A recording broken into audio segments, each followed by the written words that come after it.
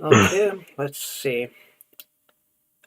I believe that we are live, so we are going to talk about the Made in Abyss anime series and the third movie because that's the sequel to Hmm.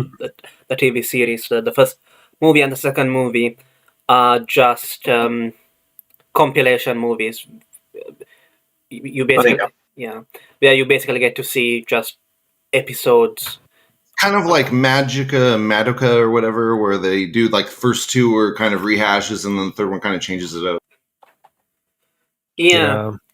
So, but I believe that that the first two movies actually have a different soundtrack from the TV series. So that's that. You basically, yeah. So, but other than that, I don't think there's any major differences from what I've heard. So we have got, fortunately, we have got TUD here, who is up to date with the manga, which I don't believe that any of the other people here are. Sadly not. No, I've read a little bit of it. So, TUD, how does the manga compare to the anime? It's a straightforward adaptation. It's a lot of things cut out. You mean the movie? The TV series and the movie both, I guess. No, I didn't read that part of the manga. I read from where the movie left off. I see. See, that's cheating. That's cheating. Yeah, I used to do that as well, but I don't do that anymore because that kind of because if I do that, then I know that I'm never going to go back and read the earlier chapters. I don't know. Maybe I'm too much of a completionist. Usually when I start watching something or reading something, I will read the whole thing. That's basically what happened with Gundam, right, Lou? You got sick of it. First, basically just going over the Universal Century timeline, one series at a time. From what I know, they covered mostly everything except one scene with two other white whistles. The rest is there in the movie, from what I know. I see. They probably cover it in a new season. Like, I don't think they forget about it. Yeah, there's going to be a new season this year, apparently. Oh yeah. And I think depending on when it is, if it's somewhere like if it's like the advertisements and the trailers say that it's supposed to be in 2022, so this year. But if it's around December or something, I'm probably going to read the manga before that. But Makes sense. yeah, but otherwise I'll probably wait. And one of the things which I noticed in the manga, or rather the trailer for the next season, for season 2, is that they show a bunch of different characters, but if you go to the description on my anime list of the second season, which is still not out yet, it says that it continues the story from the point it stopped in the third movie. Yes, it's true. So without spoiling it too much, TUD, is it going to be about a bunch of different characters, or what's going on? In the trailer, they just show the newly introduced characters. Like how Bond was this season, this movie. But I see. But the main characters are still going to be Rico. They're still there, yes. I see. With one more main characters, I say. Okay. It's a bit. I don't think he's listed as main character, but it's very important, my opinion. Do we get to see any more of Bond Red, by the way? Just curious. No, unfortunately, no. Dude, hell no. Well, Hell no. let's be Hell honest. no, they would give you that. Let's be honest. By how the third movie ended, it was pretty clear that it was like he had his fun and he had no interest or reason to even following them. So yeah, makes sense that he's been moved on the sideline. But I can understand why so many would be upset about that. He is a very interesting character.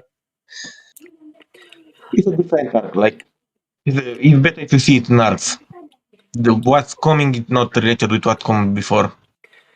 I guess I watched a bunch of. I wanted to watch some reviews, but instead I ended up watching a bunch of videos, meme videos about Made in Abyss, and there was one which compared Made in Abyss to Berserk.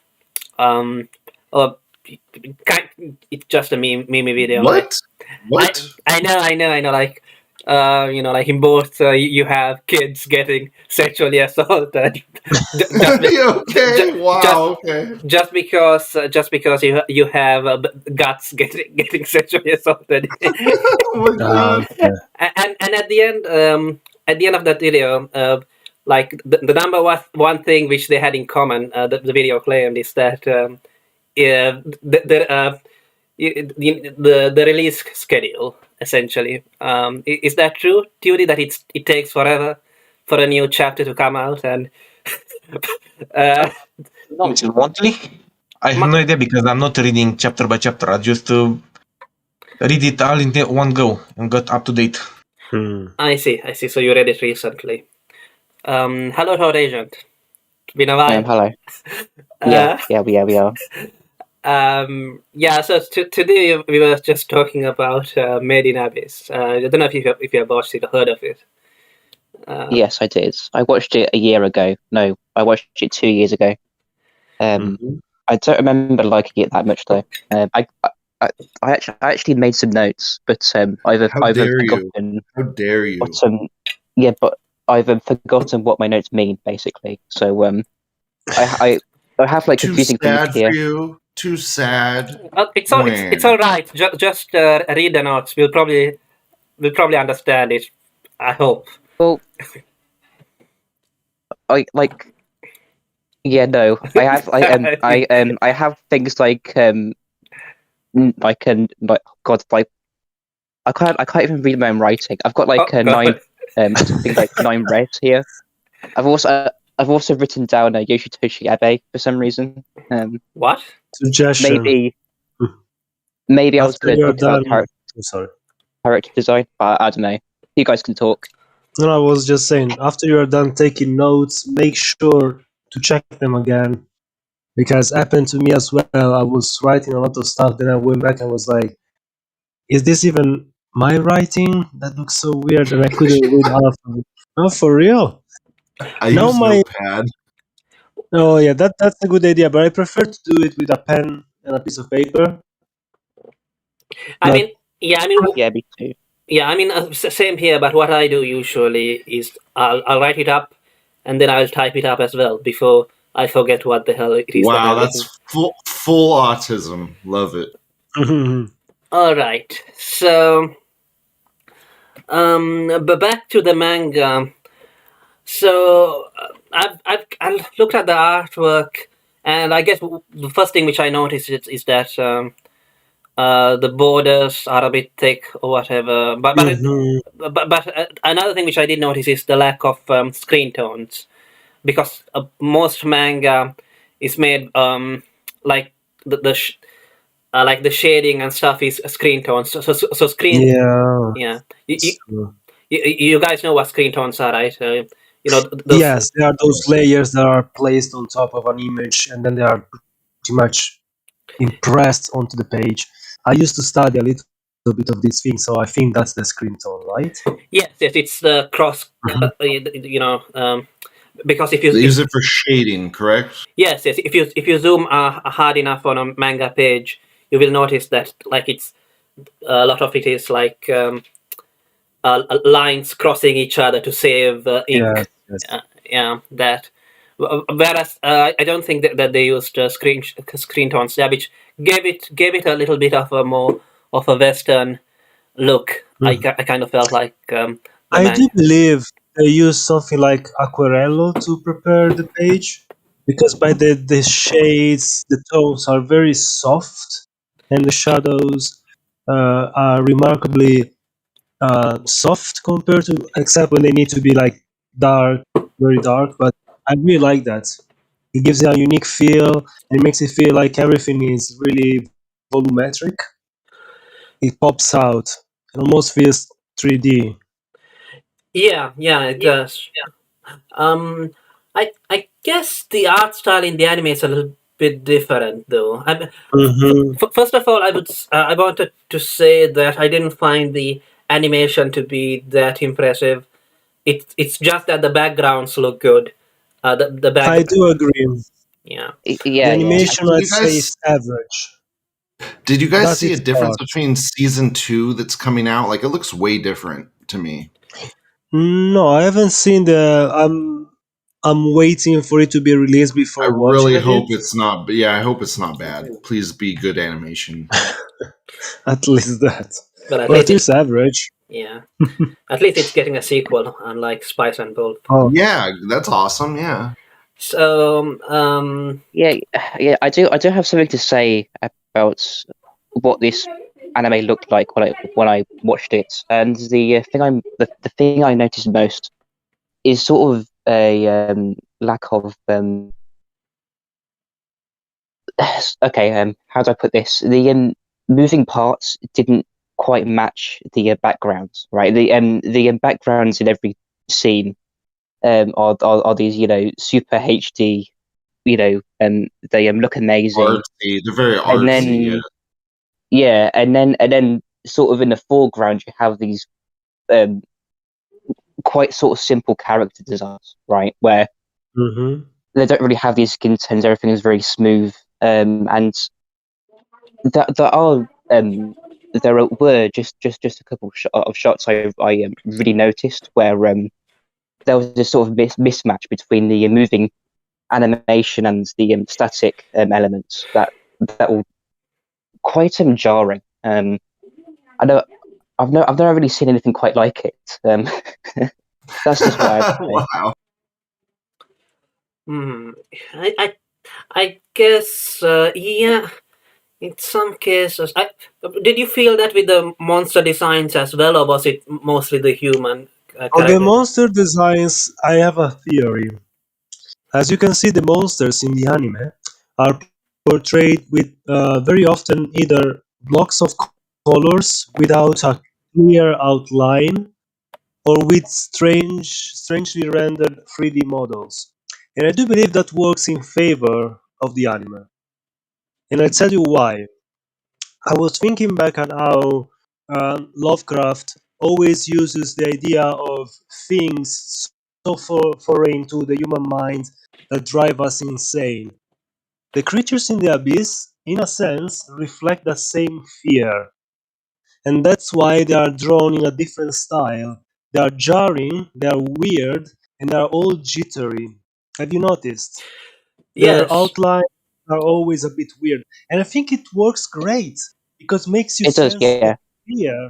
the fear, the horror, the alien nature even of these creatures coming from another world, pretty much. And you definitely feel like the main character is always in danger of dying. Yes, those things are not completely understandable. And then later, when Nanachi explains about what's the name of that creature with the spikes, the orange spiker, how it can pretty much predict how people move. The deeper you go, the more the creatures become treacherous. I love the They idea. can like read your mind or Mhm. something. In a sense, it can perceive. It's like you're in still water and you make a movement, Yeah. and it can sense the ripples already just before you, when your muscles are getting tense, ready to go for the movement, for the jump. That was really interesting, and I think it gave us enough answers without spoiling everything, which is something that this anime and the manga do pretty well. They answer a few questions which rise even further and interesting, um, even thoughts. They challenge you in a sense, and I think that's a very good thing. I see. So those problems, Tower Agent, you had that problem with with the human character designs rather than the monsters, I guess. Yeah, yeah, yeah. That's I do agree they are a bit simplistic, but maybe in this case, and this is my view, I kind of like it, especially because yeah. I most mean, of the characters yeah, it's are. terrible, but it like there are a few shots where the foreground and background sort of exist on the same level, and that's when you really notice it. Who's that like girl who's with Ozan? What's her name? Marlock? Is that It's a what? boy, I think. Yeah, Marlock, I think. Yeah. There's like a particular shot where she's like sitting on like the telescope, and the telescope is really detailed, but she's not very detailed, Yeah, and true. they're sort of on the same plane, and it just looks very weird. I don't and that's know. like Never one of the really images I bothered remember me. from it. Never bothered me. No, it's not. For me, it's same. It's not something terrible, but I can understand why some people may dislike it or even find it almost like Just they. seems stylized to me. Yeah, maybe. I guess. I guess what No, Todd Agent is saying is that he feels like the characters are floating on the background image. No, I get what he's saying. I don't know. I didn't really get that feeling to me. Same. Wasn't too jarring, but I can understand why Todd Yeah, Agent has yeah. this. I mean, it's not really as if that like broke the series for me. It's like, oh no, there's like a couple of dodgy I shots. definitely get what you're Really. saying. It's definitely noticeable. It's definitely noticeable, but it didn't like take me out of the show. Exactly. Yeah, I mean, you know, my problems with this series at the time, like 2 years ago, was I guess the sort of how overblown or like the emotional aspects were. I think that's what did it for it. But anyway, let's continue. It Now. is very emotional indeed, but again, maybe because the characters and the focal points are children. Children usually are emotional. Maybe it's intentional. Maybe I'm reading too much into it. Maybe I'm just giving a a pass to something that yes could be way worse. Yeah, I think I don't know. Like I understand what you're saying, but a lot of anime use the fact that like the protagonists or the main characters are young to make it as an excuse for the characters to act retarded. So I did feel that a little bit with Riko's character. Like she's completely retarded, and the only reason why she's alive. It's true. Even if again one could say she wants to keep on going because the abyss marked her in a sense, but yeah, sometimes she's so dumb. I'm not going to argue, man. The main characters are pretty stupid, and they only get by because of McMuffins. McMuffins save them over and over again. Well, Reg himself is a McMuffin. Yes. Exactly. Yes, he is. Yes. Even if it was nice of the movie to introduce the fact that his McGuffin powers are running low, his McMuffin juice are getting. Dude, he is literally, you're right, McMuffin juice. He is McMuffin juice. Yes. Yeah, I mean, he got exactly what he is. He got a shonen power up when he was fighting Bondred. Didn't like that, to be honest. That was weird. Yeah, it was an interesting fight, I think. But... I mean, it looked nice. No, it was well choreographed and everything. But in that aspect, yes. But I mean, I usually don't like it when a lot of anime do it, like when at the last possible moment the protagonist gets power up because of somehow somehow I remember something, and now I've got the strength and energy to destroy you once and for all. Wait, it's a trope. That is the worst trope. That is the worst. Yeah, I mean, it almost makes you need to use it well. Yeah, it almost makes you want to support the villain who has planned everything, rather than. I want the villain monologue trope. Give me that trope. Villain monologue trope. Yeah, I like that. Yeah, go on. Sorry, go first. No, it's all right. You go first, Chiasmo. No, I was saying I like that even when he was fighting. Bond was talking about his plans, and he always had that very calm, almost soothing attitude, which made him very unsettling in the right way. And I really like the depravity. He seemed like a predator. Well, it becomes at the beginning. It becomes more like a lizard, and Yes. a really big lizard. So it So was also interesting. It's like shows his true nature first, that of a predator, like you said, and then the fluffiness comes in. But it's because of the cartridge, because his adopted daughter is in the cartridge. Oh yeah, yes, spoiler alert! The yeah, villain Dude, sacrifices his daughter. dude, that whole thing is because like he actually loves them, and there's actual love there, dude. But it's just dark.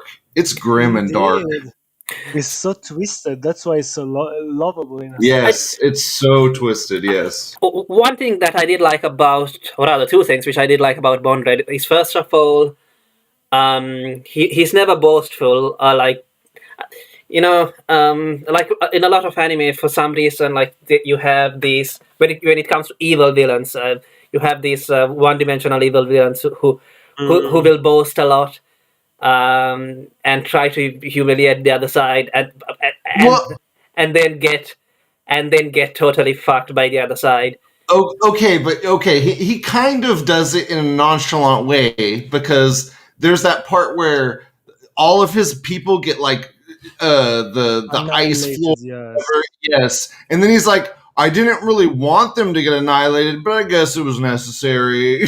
Like he doesn't even Yeah. care. They all got it's like I knew it was going to happen. I didn't care. I don't know. I mean, It's an it's awful, it, painful death. it's as Nana, she said that he has like I think she said something like oh, it's ironic, I should, if only I hadn't been deceived by his honey birds. Yes. Exactly. That's perfect. But Yes. I really like the fact that he's a very almost posh kind Dude, of the being. crazy thing is, Nanachi does all the evil stuff that Beauregard does. Like she helped him early Yes. on, so I That's mean, why she's she also did so it all. resentful towards herself.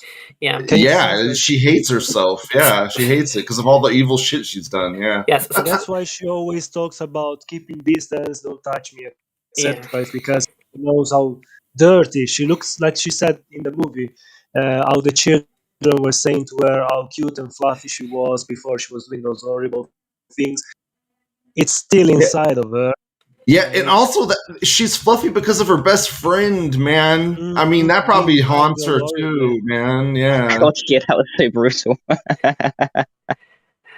Yeah. I mean, so I guess like even after he was defeated, like he wasn't complaining about it. Like I guess you could say that like he maintained the same tone.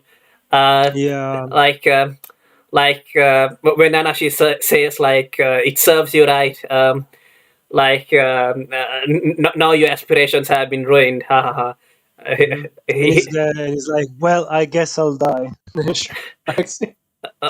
Yeah, I think it says something like "Oh heavens, no," Yes, but it's almost glad. now It's it's almost glad. yeah, now it's you guys who are going to be my new Goodness gracious. aspirations. Yeah, exactly. Mhm. Um, He's being bested and he can admit it. Let's put it this way. So we talked pretty much for the last few minutes just about the ending of the last part of the journey for now. Maybe we should back up a little bit yeah, and talk. let's start from the beginning. Yeah, there's a hole in the Like, ground for some reason, Mhm. and it has been there for. Like the song, the riddle. I see. So, TUD, anything you want to add before we move on back to the start? I wanted to ask what was the power up that Ray got in the fight? Oh, didn't he get like More laser beams. More laser beams. Yeah, Instead of being able to and fire one laser beam, he could fire more than one laser beam. exactly. Also, he learned how to use his extendable arms as various forms of There you defense, go. attack, and utility tools. do they explain how Rico was ever able to use? Why were they able to use his arm, his No, separate that arm? was a bit strange indeed. Maybe it was by closeness. Maybe they're gonna explain it later on. That if the arms are close to Reg, even if they are detached, they can be used. But yeah, that was a bit strange, I must admit. Like, how do you use it? Like, is it like a rocket launcher? There is like a trigger somewhere to make it work, but then how comes that it's his arm? So yeah, that was a bit strange. Maybe they'll explain it. I hope. I hope so. I kind of get the feeling like some stuff was cut out from the manga. Could be. Could be. We'll have to ask. Yeah, but unfortunately, I think this one in particular was to not slow down the fight and action. I see. So, back to the start. One thing I'll say, you guys forgot to mention the main character's super famous, amazing mother. That's super famous. Well, I think it was handled relatively well for the genre. How is your mom so famous and she's in like some orphanage, some rando orphanage? No, the thing is, she was given because absence. Lisa was working there pretty much. She was one of the ones caring for the children. I don't think it's a random orphanage, by the way. I think it seems like more of a higher class orphanage of the orphanages. I think it's an orphanage. Basically, the kids in that orphanage get to become whistleblowers or whatever they are, cave diggers or whatever they are. It seems to have a lot of famous whistleblowers in it. That's for sure. Whistleblowers. I don't know. I did find that a little bit silly at first. Like. Yeah, I mean, it gets real dark though. Don't worry, it gets real dark. Oh, yeah, real fast, and to the right degree also, I must admit. Well, I just mean the way the whistles are made. It's insanely dark. Yeah, when you realize, oh my. I was gonna say how they like literally find a dead body in like the first episode, like digging around. Oh yeah, that's great. Yeah, don't be fucking around down there, guys. Yeah, but I think it was just a pile of bones at that point, right? Yeah, a child finding a skeleton in a prayer position, pointing towards the center of the abyss, etc., etc. It really gives you the sense that it's a dangerous world, though, and that they can die at any moment. Plus, they get attacked immediately by a split. Yeah, by that giant flying worm thing. Yeah, giant flying worm, which is kind of scary as a first encounter. Like immediately starting well. I guess so given that you mentioned without McMuffin Rail, would she have even been able to win? She would have just died. No, she would have died at the beginning of the movie and 1,000 times afterwards. So speaking of that skeleton in the spray position, apparently it's a skeleton from a previous civilization or something. Yes. So I remember that there was. By the way, I hear some echo, but must be my microphone. Sorry. Have you got a headset? Yeah, because I don't want to be screaming because there are people in the house. But I'll mute myself. I see. Yeah, the skeletons. What was I saying about this? About them. So there's the skeletons, and I think there was one plot point, which was kind of left discontinued, which was about the kids dying when on their birthday or something. Yes, it's mentioned and then it's dropped pretty much immediately when Kiwi gets sick, and then that healer, the pharmacist from the fleet that's passing by to do probably some business with the city of Ort, drops by. They bring Kiwi to the ship, and suddenly the child recovers. It's an interesting idea, but I do agree it's half baked.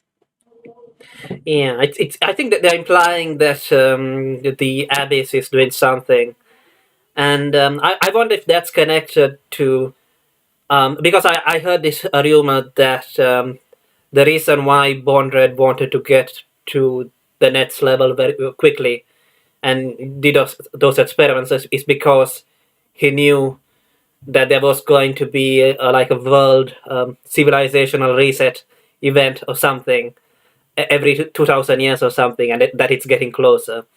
Yeah, Um, something like the Kali Yuga. That's quite interesting. um, so maybe the kids dying on their birthdays could be a sign of could have been a sign of that. And I mean, speaking of Bondred and his Umbra hands or whatever, which I'm not still not sure whether it's all him or whether it's other people in the Umbra hands. Anyway, at the end, when they send off Rico, Reg, and Nanashi on the eyeball elevator thing. Um, I remember that the Umbra hands were like in a almost like a praying position with their hands together. Uh, Mm-hmm. yeah, and I also remember earlier that that um, uh, what's his name? Bondred said to well, he basically said to Maina, not Maina, the Priska, the second one. Yes, the child. That like a prayer cannot be born out of joy alone or something. Yes, when it's mhm. Yeah, so he's kind of so his theme song or whatever is called theme music. It's called um, Triumph of Science or something. The Mhm. Triumph of Science or something. Um, Let's be honest, it's pretty much a Dr. Mangle kind of guy. yeah. Well, look, Nothing if you else else. So I if guess what I was going to say is that he is so that they're sort of like so he's a mad scientist, but he's also like an evil wizard. Because there's almost like a religious aspect to it somewhere. I mean, also, I think we can assume that he knows about the main character's relationship to her mother, and that she died in the abyss or whatever, and that was brought like Ozin knows, or whoever that girl is, like she knows everything. So I can only assume that that guy knows everything. yeah, I Yeah, think he did say as much. Yeah, I think he did say that he did know. Yeah, Like, so I mean, so I'm sure he's curious about like her, everything about her as well. You know, but even Rico at the end of the movie seems to be fine with the idea of his mother. Sorry, at the end of the series seems to be fine with the idea of his mother being dead, but she still wants to go because two reasons. She wants to find out who's calling her to the she's about drawn to the this. abyss. She's Yes, and drawn she to the also darkness. received a call. She also received a call. The message she understood was directed to her, and also probably she wants to find the resting place of her mother. Because let's be honest, that's what all of us would try to do. Yeah, but I think that's one of the focal points of the series. Is like, is it she really going because of her mother, or is she going because she's literally It's drawn to the yeah, center of it's the clear. abyss? It's clear that these two desires are not conflicting in her anymore, and that she's fine even with just finding her mother's grave. Because that I think we need to talk. Like, I just want to get to that scene with like the in the treehouse with the body moving around and stuff. Let's get to that shit. Mm. Yeah, that was a very interesting theme. which scene are you talking about? You know Uh, when Ozen decides, because and explain it later, but pretty much she decides to put a piece of the meat that they cook in the outpost inside the relic that brought Rico back to life, Oh yeah, and I the, remember that. Yeah. and the meat starts to roam around, and then she explains to Rico how the meat, the dead meat coming back to life, wanted to head towards the center of the abyss, and she says yeah, there is a connection. just like her. Yes, It's so good. exactly. It's so perfect. Yeah. And she even calls her a living corpse. So It's like you're just like that meat. Yeah, it's so great. The most Yeah, honestly, honestly, Ozan is like what is a like. I'm pretty sure she's like the best character in that show. Just because how She's my like favorite. troll My she is. favorite. One of the best for sure, because her own relic, that sort of armor that protects her from everything Yeah, that's outside. her. That's her special thing. Yeah. Yes, and reflects her own character if you think so about it. so She wants to block everything outside of her to preserve what's left inside of herself. so to Agent, why is Ozen best girl again? What did you say? Well, She's tall, she's firstly, tall and she's strong. not 12 years old, which Which is but yeah, I guess you like all the ladies. I think she's supposed to be like ageless or like very old or something. Yeah, go on. She's yeah, super like old. over 100 years. But you know, I don't know. I think all things considered, she looks pretty good for her age. Yeah. Well, apparently, like every part of her body's fucked up except a tiny part of her face that she keeps. Yeah. Like Yeah. her hair covers the rest. It's weird. They explain it a little bit. They hint. Yeah, but like every part of her body's fucked up. And maybe that's why she's so strong too, because she. It is why she. Yes, it is exactly why she's so strong. Is. Oh, probably it's some other. Yeah. Also, her owl-like demeanor. Yeah. I mean, that's not so hot. I mean, yeah. When like you hear her like spine cracking as she like sits up properly. Yeah. Yeah. Also, she's tall. Let's see. Exactly. Yes. Also, she's like Yeah. 10 feet tall as well. It'll be kind of terrifying. Well, Reg describes her as a monster more than one time, so there is that. I mean, it's crazy that she went. She went to the lowest level and came back up. Yeah, right. That's crazy. That's why she's still so strong. Because she can't go all the way to the surface because she'll die. Yeah. And that's why she's also so powerful, because she's been. She's probably so fucked up. Went to hell and came back. And unlike that other guy that like comes back and like I mean, he would die and someone put his mask on and he'd come back, but she like actually physically came back through it. Like that's crazy. Yeah. By the way, like you know, when I think when they were about to leave or something, Reg asked Ozen, or rather, Ozen told Reg and Rico that like you shouldn't meet like, or rather, if you're going to meet Bonred, like he's a much less kind of person than I am. Yeah, yeah, exactly. And Reg is like, are you joking? But yeah, she wasn't joking. Nope. She wasn't joking. She was 100% right. Also, another thing I want to bring up is the fact that there are certain words that are repeated by certain characters. And one of the most important ones is irredeemable. Even in the Japanese dub, because I first watched it in Japanese and then in English, this word gets repeated by especially two characters. The one who says it the most is Reg and Lisa, Rico's mother. And it's interesting because you understand more and more there is a connection between the two. And the use of this word is, for example, he uses it twice when talking with Ozen. He uses it twice when talking about his own food. One time about his own food when he says it's irredeemable, and another time when talking about food when he talks about Rico's attitude, how she's always so cheerful and always hot-headed in a sense. She always wants to go on without thinking about the dangers ahead. It's a word that I wonder if they are trying to hint at something, because it's repeated too many times to be random.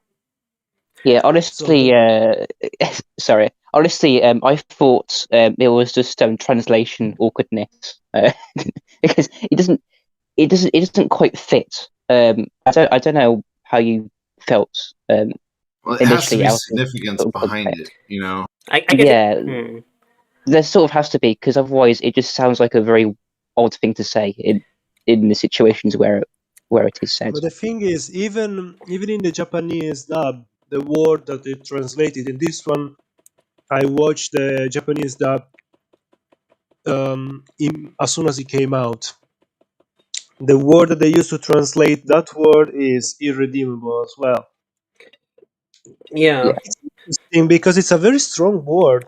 Like in Christianity, if you say irredeemable, it's something like Yeah, if you it might have to link with her heritage, with her mother. Like maybe her mother did something irredeemable. I don't know, I because mean, you well, don't get a lot of story with her mother except her yes, pick. we discovered in the movie that she had to sacrifice someone to go to the lower layers. So I that's pretty redeemable in a sense. I think if I had to guess who it is, it probably was her husband. If I had to guess. It Yeah, would be that's very probably how she got her interesting. whistle. That's probably how she got her whistle. Yeah. Plus, she's the only other character that uses that word. I think Ozen says it once about Reg. um, He calls something redeemable about him. and I think what happens is that Red calls Ozen irredeemable, and Yes, Ozen says in that return, pretty no, much. no, she says that she has been called by she has been called irredeemable by somebody else, and it's implied Yeah. that it's Rico's mother. No, Um, she says it at the end of Nice. one episode, if I remember right, towards Yeah. Ozen. So yeah, yeah, there is for sure a link between that word and Rico's mother, and thus because it's clear, like Sunday, that like sunlight, that Reg is linked to her. So there must be a connection. I wonder what the real I, meaning behind that word and that. the way that I get it is that when um Rico's mother, what's her name, Alice? I can't remember now. When I think she it's Lisa. Lisa. what Hmm. Lisa. Lisa when Lisa or Lisa, one of the two. L. When Lisa say yeah when Lisa says it Sorry, no. I just realised that I made a mistake in my notes, right? Because I misheard Lisa as leader, right? Ah, So leader. no I but have I but ha- there's I ha- another I character have called like her Leader. name down as a leader. Let me just double check. There's another character whom they just call him Leader, like Oh yeah, the yeah, big it's kid. Yes, Lisa. yes, The I name of do. the mother is Lisa. So yeah, Yeah. I probably confused her with Alice because like she's at the bottom of a Well, hole. could be. You never know. Could be a reference. Sometimes changing a little bit a name is a way to make a reference because our brains work that way. Assonance. You see, you hear something and you connect it to something which is in a Yeah, name. but And down the I rabbit mean, hole, that's it. yeah, I mean it's not that deep. I think her character design reminded me of Hmm. Alice in the Wonderland or something for some reason. Plus, there is a white rabbit too, in a sense. I think about it. Um, A smug white rabbit. yeah. So as for the music, I found out that it was actually made by a Westerner. Hmm. Yeah. It has a good. It has a good balance, in my opinion, between dramatic, action-packed, and more like sedate tones at times. I still remember some of the tunes in my head, which is good. It means that the music itself was good and quite memorable. Sometimes it's a bit generic, but for the most part, I think it was good. Yeah, Yeah, I agree. I tried to listen to it, and there were a few good tracks here and there, I guess. Yeah, let's say it's not spectacular, but does its job. Some of the tracks are memorable. Yeah, Another good when it comes to the audio is the dubbing. I think they stuck very close to the voices of the original anime. I must admit I was a bit disappointed in Nanachi Yes, because I was too. the level of smugness cannot be recuperated in English. There is something I think also in the Japanese language that lends itself to Waifus. sound Yeah. smug. Japanese is always better, man. I mean, they're just so good with their voice actors. I don't know what to tell you. Maybe in Italian they will do a this. Yes, the Italians have got decent voice actors, unlike the English. Yeah, So, I guess. English voice actors are terrible. no, depends. There are mixed bags. Let's put it So this way. rare, This is dude. this So Yeah, is rare. where Spike Spencer comes into your house and I also challenges believe it you. depends. Oh, sorry. I do believe it depends also on who's making the cast, because that's the toughest part. If you cast the wrong person in the wrong role, the cast. So, um, Yeah. yeah, Justin in the chat says the music was good, and that the behind the It was, scenes, yeah. and and that the behind the scenes stuff with the composer trying to speak Japanese was funny, apparently. Um, yeah. I'll have to say that. So I guess when this first came out, when Made in Abyss first came out, I didn't really watch it um, because I was kind of put off by the art style. It looked a little bit childish. Uh, Uh, and I thought that even, and I don't know, like it's not like I ever haven't seen Go before. Like, okay, what's the big deal? I Yeah, was curious about it when I heard. uh, The concept seemed very interesting because the descent into Hades to rescue your parent or your loved one is a very common thing in ancient Greece and Roman literature. So it was fascinating. As soon as I heard there was a smug bunny, I was like, okay, okay. I need so, so to. yeah, so I guess Rightfully smoked.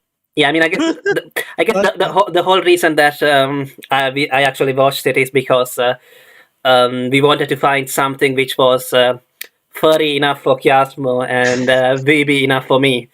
Um, I think it was more VB than furry because there's basically just no, one it's furry fine. character. Okay. I'll be honest. The idea of this descent into this telluric and almost divine place, because there is a very deep sense of something sacred in this monstrosity.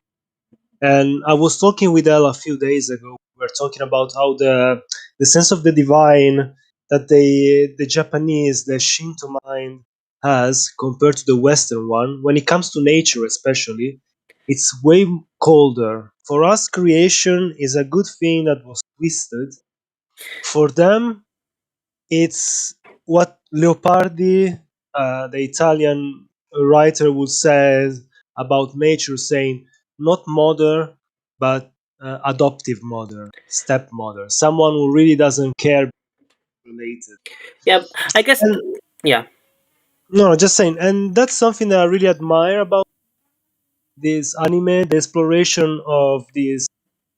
El was saying it's literally the manifestation of the god of the gap. It is a gap, it's an abyss, and in a sense, it's the god of this world, because Nanachi implies that the souls may be found at the bottom of the abyss, and that's why she wants to go. She wants to find Miti once again. Oh yeah, Miti is Nanachi's friend who gets turned into an hollow, which is this soulless husk. Just in case someone doesn't know. And are you going to go over in Nachi's backstory where she's literally, her whole purpose is trying to find a way to kill her best friend? But yeah, that's the interesting thing, because it keeps feeding into this idea of the sacred, of the profane, and the difference between how in the Western world we conceptualize God, how we conceptualize nature, creation, and how death works for us. Nanachi wants to kill Miti because now she's pretty much unable to do anything but suffer. She's a twisted creature that gave her own humanity to save Nanachi. That's why Nanachi became a hollow that's able to remember, that it's able to feel 100% and is still able to move, talk, and do basic things, while she became a twisted corpse pretty much. That is still forced to live with something stuck in her. So it's very interesting how they talk about religion, how they talk about eternity, about the soul, because it's from a very Eastern perspective, but it's explored in a very unique way. The abyss gives life and takes life. The abyss gives you riches, but if you go too farther and try to go back, you're dead, or even worse. And I was thinking how it's very different from a similar movie talking about, let's put it this sentence in quotes, visions of the void. And this movie and book, Picnic on Roadside Picnic and Stalker, they talk about the divine intruding in our lives in a zone, the containment zone that was visited by creature from outside our world, and how destructive, and yes, they left a gift. And this is the divine intruding in our life. An opportunity, dangerous, but a great opportunity. And the abyss is similar, yes, very different. Yes, I guess with the Japanese, at least with the otaku crowd who watch this stuff, I get the feeling that there isn't always some artistic dichotomy between spirituality and Yeah, materialism that much. Like they are very gnostic in a sense. because They always yeah, sleep with Gnosticism. yeah. So what do you mean by that? Well, very often God, uh, in many video games, in many anime, blah blah, um, it's an entity that wants to end creation because it deems it bad.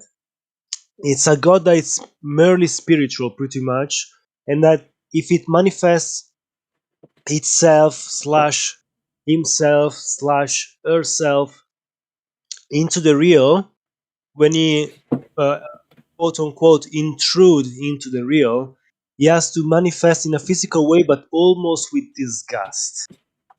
And to do what? To end creation, to end the material world. And that's very different from how in Christianity we see God taking flesh, becoming.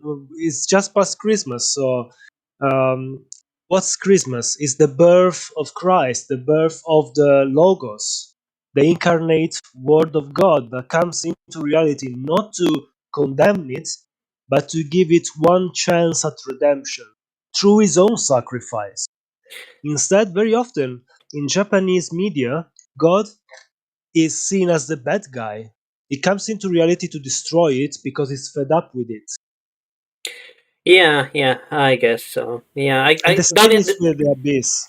Yeah, yeah, I guess the only other example of God or gods, I guess there's Evangelion where it's like, and Code Geass for that matter, in which in both cases it's like a collective consciousness, the kind of thing. Um, Yeah, something. yeah, Yeah, if you have seen Mao Dante, um, it's based Mao. I think it's called Lord Mao Dante or something, and it's basically so Satan is the good guy not exactly the good guy because they want to destroy humanity, but God is the villain in that story, and the story ends up in a loop. But that's another story. Anyway, let's move back to Made in Abyss. So yeah. Sorry, sorry for the. But Hello. I think it links to the idea of the abyss. This idea of this uncaring entity, almost. yeah, yeah, I think Yeah. it's something. It's like something to be conquered rather than Yes, like a god to and be it's. defeated or something Mhm. rather than something which just gives them gifts or something like that, or which Well, cares the about their thing is, well-being or something. it gives gifts and curses. Another very interesting concept is the idea of the curse of the abyss and how it's a trap. To go back to go out of it, takes a price out of you. takes something out of you. The deeper you go, the higher the. Again, it's an intruding of man into this place, and since it's a divine place in a Shinto mentality, it's neutral. It's neither good nor bad, but it bears a tagline pretty much. When you try to escape it at one point, it's too late. You're too far down. You're away in a certain sense from the surface, from the world of the daily, of the material. You enter the realm of spirits. One of the titles of Japan when they were trying to oppose Christianity was Kami no Kuni, yes, which means the land of the spirits. Why? Because they believed that everything was spiritual, and not in the Christian way, because we believe that everything bears the finger mark of God. For them, everything contains its own divine energy in a sense. A tree has its own spirit. That spirit is a demigod, pretty much. Is a sort of miniature divinity. And again, I think that it's reflected a little bit in the Abyss. Yeah, Japanese culture is definitely like everything has a spirit in it. Yes, they are panentheists, not pantheists, panentheists. Everything is pretty much pervaded with a divine energy, not with the divine itself, but sort of this divine presence that manifests itself. Yeah, I mean, even like a river, like a Mhm. like a kind of like a thing, kind of like an object kind of thing. Yes. For example, in the movie Spirited Away by Ghibli, just a quick diversion, the dragon, I don't remember the name, Spirit of the River. Dragon who Yeah. helps the main character is the divine representation of the river, and it's the river itself. It's something that's very foreign to us in a Western context or in a Christian context, depending on when you look at it. Yeah, I mean, I don't think that the author of this manga is particularly religious or something, but it's just that I get the feeling that being an atheist is not some kind of identity, and there's less, Mhm. so there's less Well, let's fedora be honest. tipping, I guess. A Christian atheist is gonna be completely different from Muslim atheist. Going to be completely different from a I don't know, Taoist atheist, from a Hindu atheist, from a Shinto atheist, because atheism is just the lack of something. Being in a Christian world gives you a certain idea of what God, what the divine, what the transcendental, the preternatural is. And so, of course, a Japanese author, unless he grew up in a Christian family, and that is only 1% of the population, pretty much. Pardon. We'll have a Shinto view of the lack of God, so to say, of the lack of the divine. Hmm. Yeah, so I see. Um, So the abyss I could be guess it's seen like as his question about God, yes, but from his own perspective. so in the chat, Justin says that English dubs are better than Japanese or something because there's no way that you could be able to know whether To Japanese. quote a president of the United well, States, I don't think he said that really. But Okay. bad oh, sorry. optics there. Yeah, I didn't say that. What I guess what he said is that you wouldn't be able to know if you have listened to something Japanese. How can you know that it's good or not? Um, you don't know I Japanese, so understand. I understand this point, but I'd rather trust in someone, usually a small group that knows Japanese and who puts just hard subs or something like this in the Japanese on the Japanese dub. Just under it, you have the English writing. I find it's more truthful because for example, the English dub of Made in Abyss, it's quite good, but Nanachi loses a little bit character because of dub, for example, or even You can sorry, go even first. even if you don't understand Japanese, you can still understand the inflection of the Yeah, voice. exactly. I agree 100%. Yeah, I mean it's the reason why all those VTuber clips are so popular. Essentially, I Yeah, mean, I mean, yeah, go on. I sort of just to defend the chat plebeians for a second. I uh, there is definitely a barrier when you don't understand the language, right? I mean, it's like that with when you're listening to foreign music, where most foreign music before you sort of understand the lyrics sounds better than if you actually understand all the meanings attached. So I I agree. You guess focus more I on the can. emotion. I think a good example in my case is, well, I can't really tell unless it's terrible. Um, when a Japanese voice actor is sort of doing a poor job. Um, but I didn't really notice this until it was sort of pointed out to me. I think it was around the time I was watching the second rebuild film for the Eva franchise, right? And everyone knows that the acting in that is incredibly stiff. But I didn't, right, because I couldn't tell because I didn't know the language or whatever. So, but once it was pointed out to me and some of the meanings were elucidated, then yeah, like the acting in that film is awful. I mean, it's but there's that barrier there, right? So yeah, I could watch Made in Abyss, the Japanese dub, with subs, and I wouldn't be able to tell you which actor is the strongest or the best, because I think I'm just missing too much information, really. But yeah, I that's just my thoughts on it anyway. I think No, I agree. yeah, Totally agree. I think the part of it is also that people want to be closer to the canon. They want to get. I guess there's a feeling that it's easier to make the subtitles more accurate to the original as opposed to the dub because Usually, yes, it's true. yeah. So Yeah, I guess when you're reading, you're also projecting what sort of what you want to hear as well.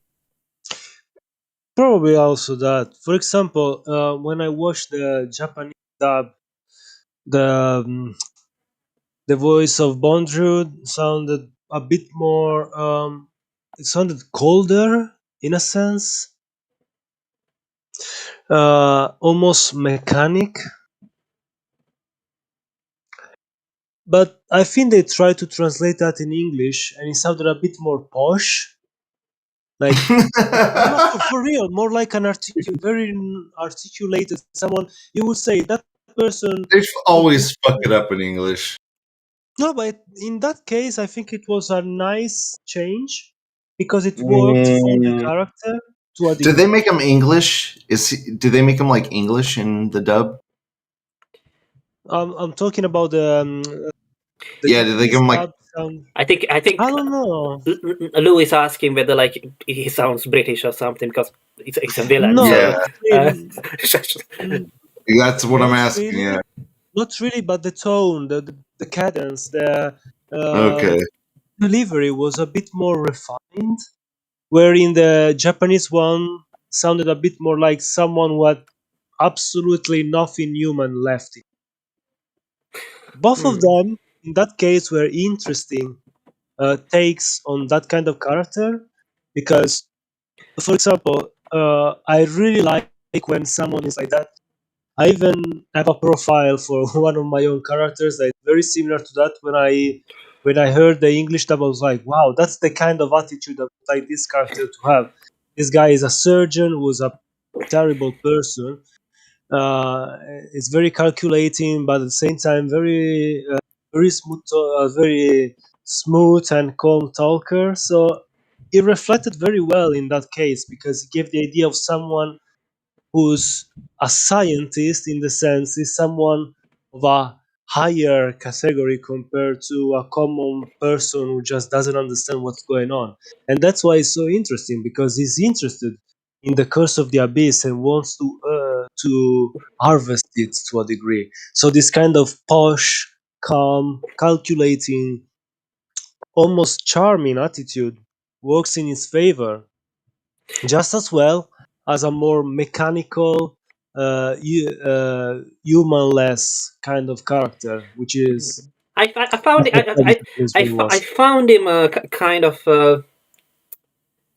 I wouldn't say endearing, but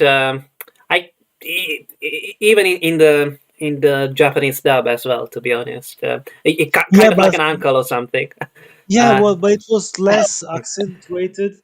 In the English one, it felt more someone who would suit you, smooth talk you into doing whatever he wants, because you trust him as someone smarter than you, someone who knows better than you. In the Japanese one, yes, it has something of you know, I don't know. the way that he says oh yeah, oh yeah, oh yeah a lot of the time. I don't know. Maybe it's just a meme. Okay. No, it's a good point. That's the impression I got. It maybe you got a different impression. There is also that. So People see different media. So Tudy, do you have anything to add to the age-old dub versus sub debate? Yeah, I think the Japanese are just better at voice acting than the English and Americans. 100%. Like, it's not that they are more talented or anything. They just have better schools, better practice, better everything. I think it's actually part of their culture. Not only part of their culture, it's like, I mean, like, it's like people aspire to be voice actors in Japan. That could be also a reason. I see. I hear some echo. No, it's gone. Yeah. So the echo is probably me. Sorry, I'll try to mute myself. Yeah, I mean, if you have got a headset to where I think you wouldn't need to, but that's all right. By the way, one thing I forget: the rumble of scientific triumph, the sound, the music for Bond Ready, right? Yes. Apparently started as a joke in the manga, and they made it into his song, actual song, later. I see. So it was a joke in the manga, and they made the title of his music. To that's nice. That's nice. What was the joke, by the way? I didn't know. You know, the manga has sometimes FX sound effects. And, I see. Wait, I think I can show you. I see. I think I can show voice chat. Is it on the recording channel or there? Why not?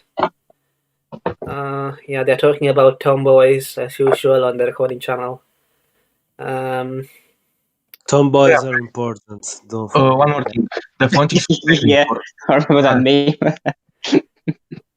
Where? I'm not sure if Lisa is the same, right? Where did you post it? Sorry.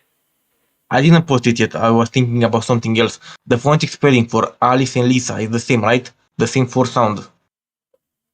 Yeah, sort of similar. That's why I was talking about assonance before. Very often our ears, when they hear something, they register and then connect it with something with similar sounds. So it makes sense. Think about it. She went down the literal rabbit hole. Oh, nice. SFX, the Rumble of Scientific Trial.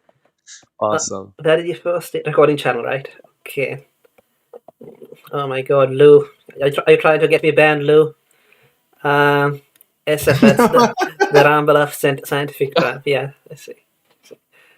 I try very hard not to say anything derogatory on your channel. No, I mean, because it will show up on the screen, but never mind. Nobody's going to bother reporting that. Yeah. So, I guess before I started, when this came out a few years ago, and it was hyped as the anime of the year and all that by all the usual suspects, Gigak and the like. So that put me off from watching it. That's not the first time that it has happened. I'll start watching something and then Gigak will post a video saying that he liked it, and then I'll stop watching it. Anyway, the point is, what is it?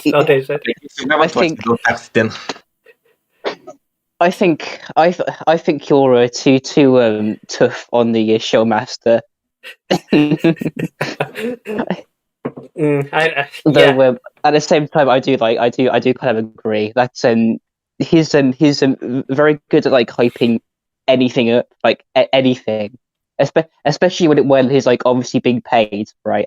I mean, he did this thing for Netflix. Have any of you seen A Whisker Away?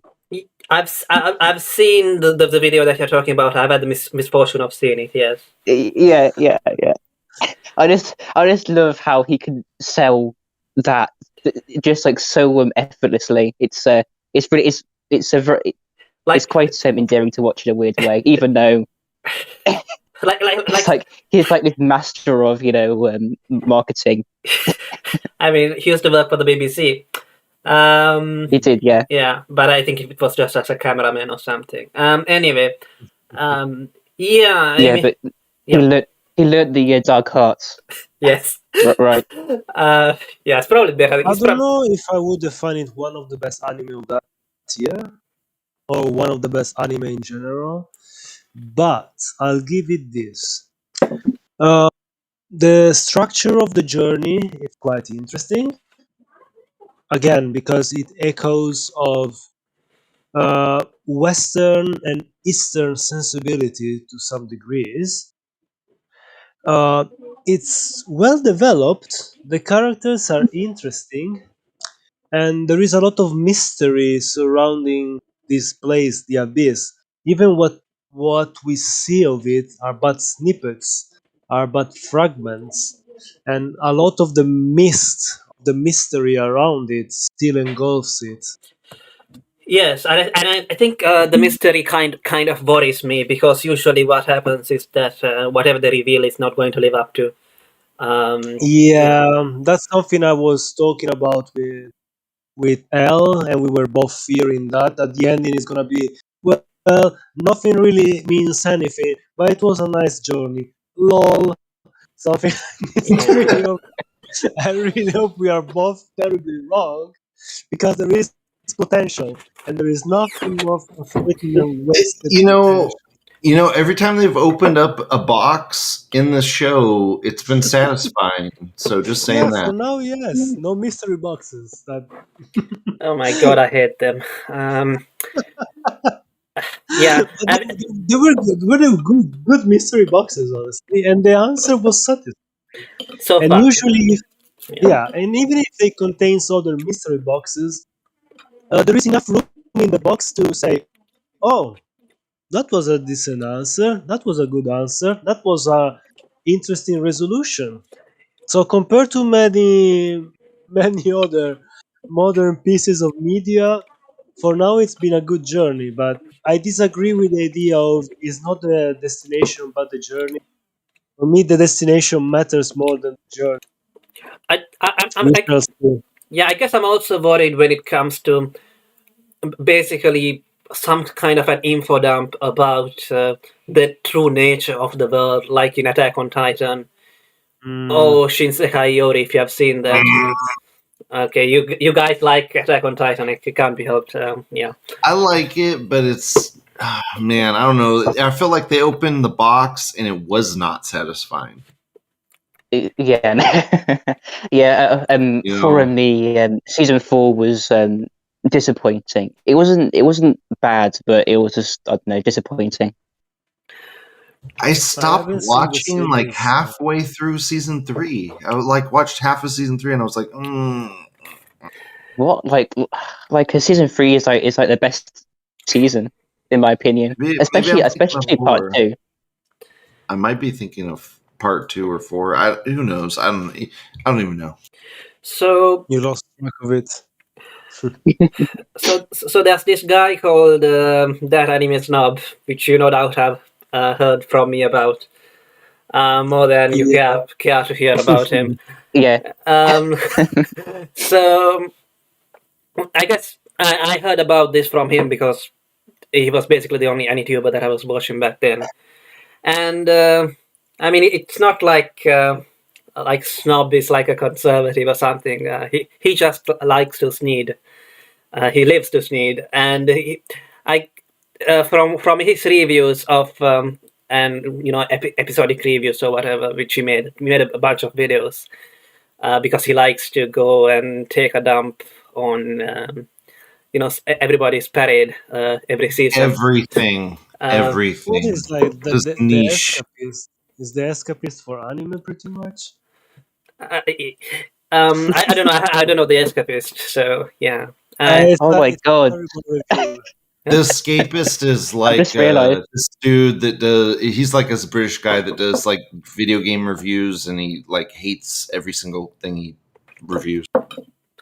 I see. But he's too scared to review certain games because backlash will be too strong.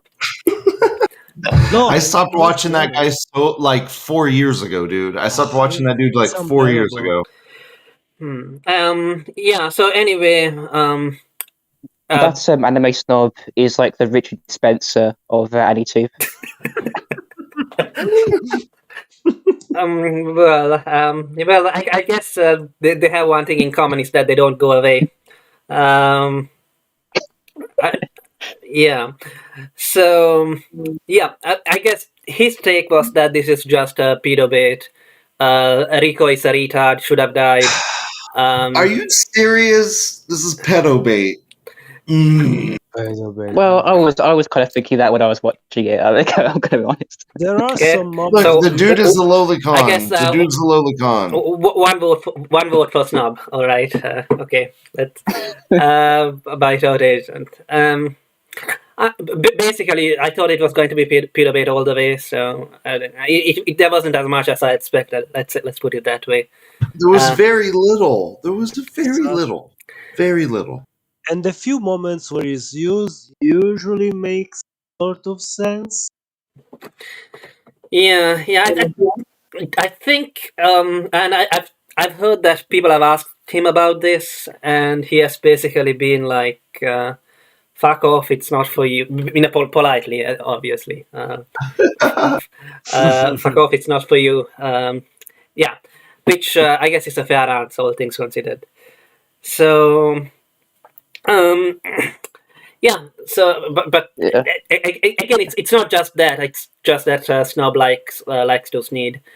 And he only sneeds. Yeah. That's all he does is sneed. no, but he does have some things which he does like Legend of the Galactic Heroes, as I always.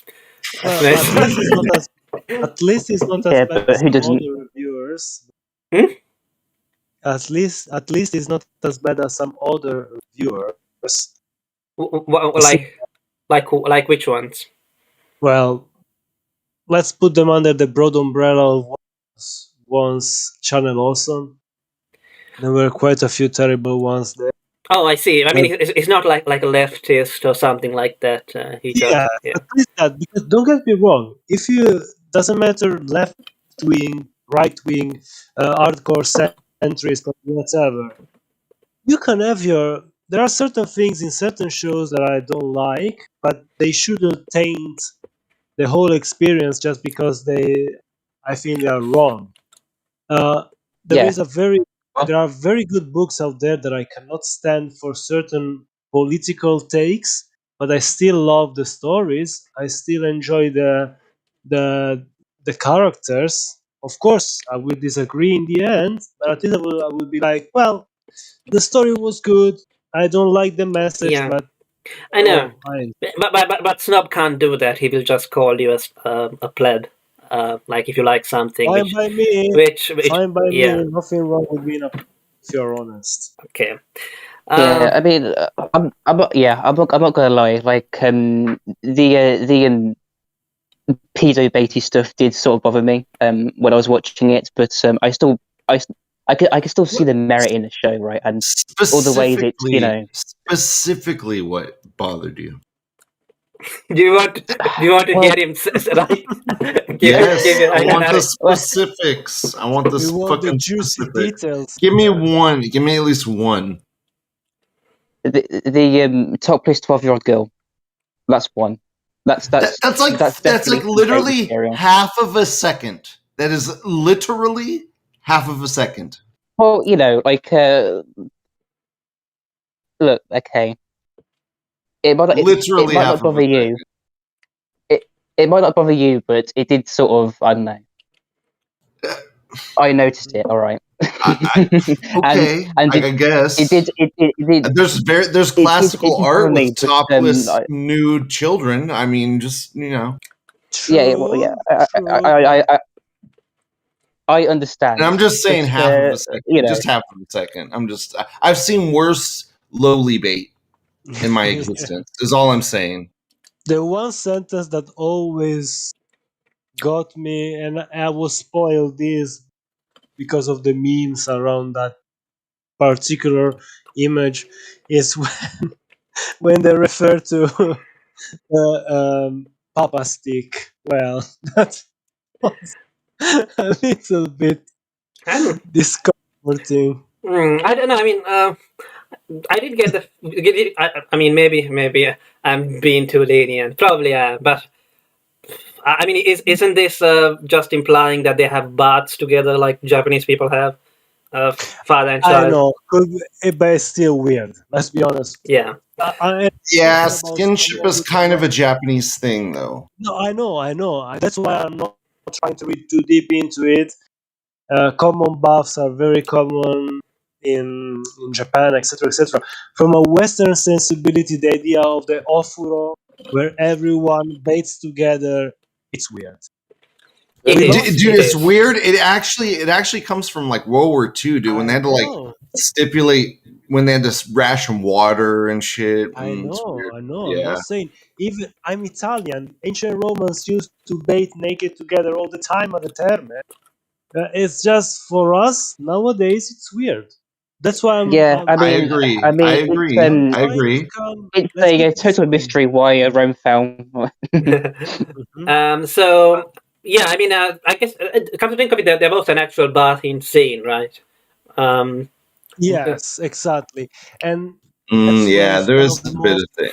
Yeah, that's the bait. Literally. I thought you'd go to like where they examine the dude's penis. You know. Yep. Yeah, I mean, I was going to bring that up if I was. If I was getting more bothered, I would have brought it up. But again, she's like drawing his penis in her book or whatever. I'm just like, what? Yeah. Let's come from it from an anthropological point of view. There are some cultural differences, and in a sense, no. Let's be honest. The dude is French, though, right? The dude is French, right? So I agree. There are cultural differences. French people can be. I'll have you know that Japanese women are very into drawing men's penises. Yes, he said. Oh yeah, the best yaoi drawers are women. 90% of the yaoi mangas are drawn by women. Again, it's from an anthropological point of view. It's a difference in culture, but I'm not here to justify them. We can point them out, but we shouldn't justify them. That's my thing. I can see why, but I'm not going to accept. Yeah. That's it. Yeah, honestly, Lou, you are correct that it is a very small part of the series that can be quite easily overlooked. But I don't know. I just wanted to point it out. Yeah, but I guess I kind of get the feeling that like, did it really bother people that much, or people making up like a big deal of it because like it's a meme or whatever? Yeah, exactly. It's not too bad compared to other things. Yeah, I don't know. Yes, that's for sure. But I wasn't thinking for a while if it's like weird. Like, should I like tell other people I watch this show? Because I don't know. Yes. You should tell them, and you should tell them it's. You should tell them to fuck off. Be honest. Um, Sort of. I enjoyed this stuff. yeah. So what? So yeah. So Justin in the chat says, did you guys talk about the art style? I think the show manga. Yeah, I wrote about it for a little bit. I think so. He goes on to say, I think the show manga is a bit try hard with the emotional manipulation, with having these cute characters going through dark stuff. Well, that's one of the appeals of the I show. liked that. I liked that. Yeah, exactly. It's interesting to see. Weird. Yeah, it's not something that you usually see. So that's more. I like the juxtaposition, the oxymoron of the two things next to each other. You know. I mean, exactly. I mean, some people would Snob, for example, would just keep on repeating shock effect. That's shock effect. Yes, it's true.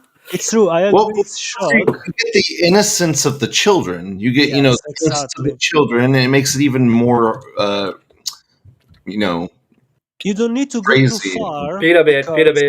Okay. The thing is, harrowing.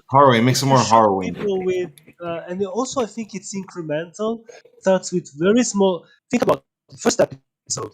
They just find a skeleton, and the further they go, there are the corpse eaters that scream the last words of the dead, which is fantastic. It's something I try to do the same with one of my stories. It's a shame this manga came out 10 years before my story was finished. The idea that the last words... So they like trick people? Yeah, exactly. It's a brilliant idea. You use you already stalked and killed someone, and you use their own sounds to call their companions, anyone that is around you, and you lure them into a trap. That's actually based on an ancient monster that draws people based on like he kills people and then he uses their voice to call people to him. That's like an ancient monster. Can't think of the name off the top of my head. Sure. I have approximate knowledge of many things, so I don't know the name of the monster. That's good. That's very good. I was thinking, for example, and that's really interesting. And then you can see more and more horrible things happening to children. That's the core thing. It's not just adults. If you adults, well, it's the life they choose, and so on and so forth. So even if it's not shocking, the idea that it's happening to a child, it's the thing that really makes it so painful. Really does it for you. Is that the? For me, at least, that's the real terrible thing. Like children, usually they are someone, almost something you want to shelter from any kind of harm, real hardship, and so on and so forth. In this anime, in the manga, the child itself is Riko, who decides to put herself on the front line and keep going down, where things are gonna get worse and worse and worse for herself. But she does so for a reason. So you root that she is able to reach the end of the abyss, and at the same time, every time she suffers, you feel it tenfold because she's a child. Makes sense, no? So yeah. Justin in the chat says, "You guys ever watch Bakurano? That's a dark story with young characters. I've heard of it, but not watched it. No, Bakurano. No idea. But there's quite a few anime. I mean, I don't think Made in Abyss is doing anything new by having children getting tortured or something. No, of course. I mean, there's Grave of the Fireflies, I would say, which it's different. It's a different type of suffering, but yeah, it's pretty miserable of an experience. I kind of didn't like that one as well. Probably. I know. You know, I liked it to a degree. but I can see why so many things is just boomer trash talking to the younger generations. Yeah, basically it's again the accusation that it's emotional manipulation by having children to make your point. Um, yeah. The thing is, it's also based on some real events in Japan after the war, so that's why I'm a bit less harsh towards it, maybe. And I'm not saying it's I should be less harsh. It's just to me it makes sense that a director wanted to tell that kind of Mm, story, that kind of tone. yeah. Maybe it's because I'm But not but aware of. but I guess Sorry. doesn't it make it kind of worse that he's trying to use something which bad which happened, which is unrelated to what he's going to talk about. Like, um, I don't know. He's trying to make some I connection mean, between those. Yeah. I guess there's a sort of quasi comparison with like other other Takahata films, and there's like there's that other very stylized film he made about that princess. It's like I forgot the princess's name, but in that he sort of uses a child to sort of kind of how do I say it? Sort of paints the old ways in sort of a negative light. I think. I thinking about I've only seen that Mononoke. film once. But No, no, it's not. Yeah, no. so, This is a Takahata film. I see. But yeah, it's a great film. I also think Grave of the Firefighters is a good film. But he does sometimes use children to put across a emotional message. I don't know if it's like if there's sort of any sort of ill intent in that. I wouldn't really expect so.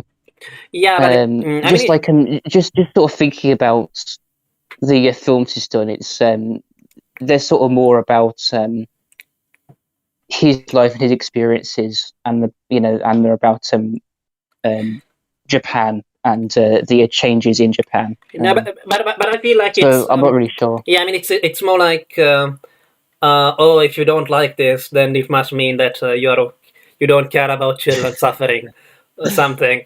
That sort of thing. But maybe I'm just reading too much into it. Another anime which I don't like, which has childish character designs, but not childish characters, is Kaiba. I haven't seen it. I heard of Okay. it, but Yeah. So basically, it has a very cartoony, childish art style, but the characters get killed, but in brutal ways, blah blah blah. But the thing which I don't like about it is that although the characters have childish character designs, they are not children and they don't act like children. So so the fact that they are using a childish looking art style just comes off as a shock factor or shock effect or whatever you want to call it. Well, the idea of either childlike characters or cute characters being maimed or die in horrible ways is kind of common. Just remember, what's the name of the Happy Tree Friends? That cartoon about cute critters dying in the most horrible or painful ways possible. Is It's something. is it the British film about rabbits? No, Watership Down. No. that's Watership Down. That's honestly, it's a really good book. I think I read the book. I haven't watched the movie. No, that one is that it was a show that was broadcasted, I think, on some website and then on YouTube. They're like colorful, anthropomorphic animals frolicking about, and then something terrible happens to them. I think I know what you mean. Happy Tree Friends, Do they do like a theme park at some point, and like they all gonna get? I'm not sure about that. I don't No, know. okay. No, I'm probably not. obviously thinking about a different animal Maybe that's mutilation Peppa Pig. program. I guess another way which this accusation gets made is that they will just call this anime like this. It's it's just misery porn, or it's cry porn because like the characters are crying, and it's all about the fields. Yeah, I kind of got that. But only because I felt like a scene was sort of being recycled. So when Reg and Rico first set off and they have to leave their friends, I thought that was quite a good scene. Where obviously they're going to be sure, so you know they cry. Again, makes That's sense pretty good. because children. So Yeah, exactly right. That's that's pretty believable. But then later you basically have this exact same scene, but with Ozen's helper girl, mhm. and that scene basically plays out in exactly the same way, and they get just as emotional. That kind of took me out of it a bit, where I did kind of get that vibe that this is it's not Also, it's not really cry porn, I would say, but it definitely felt overly emotional.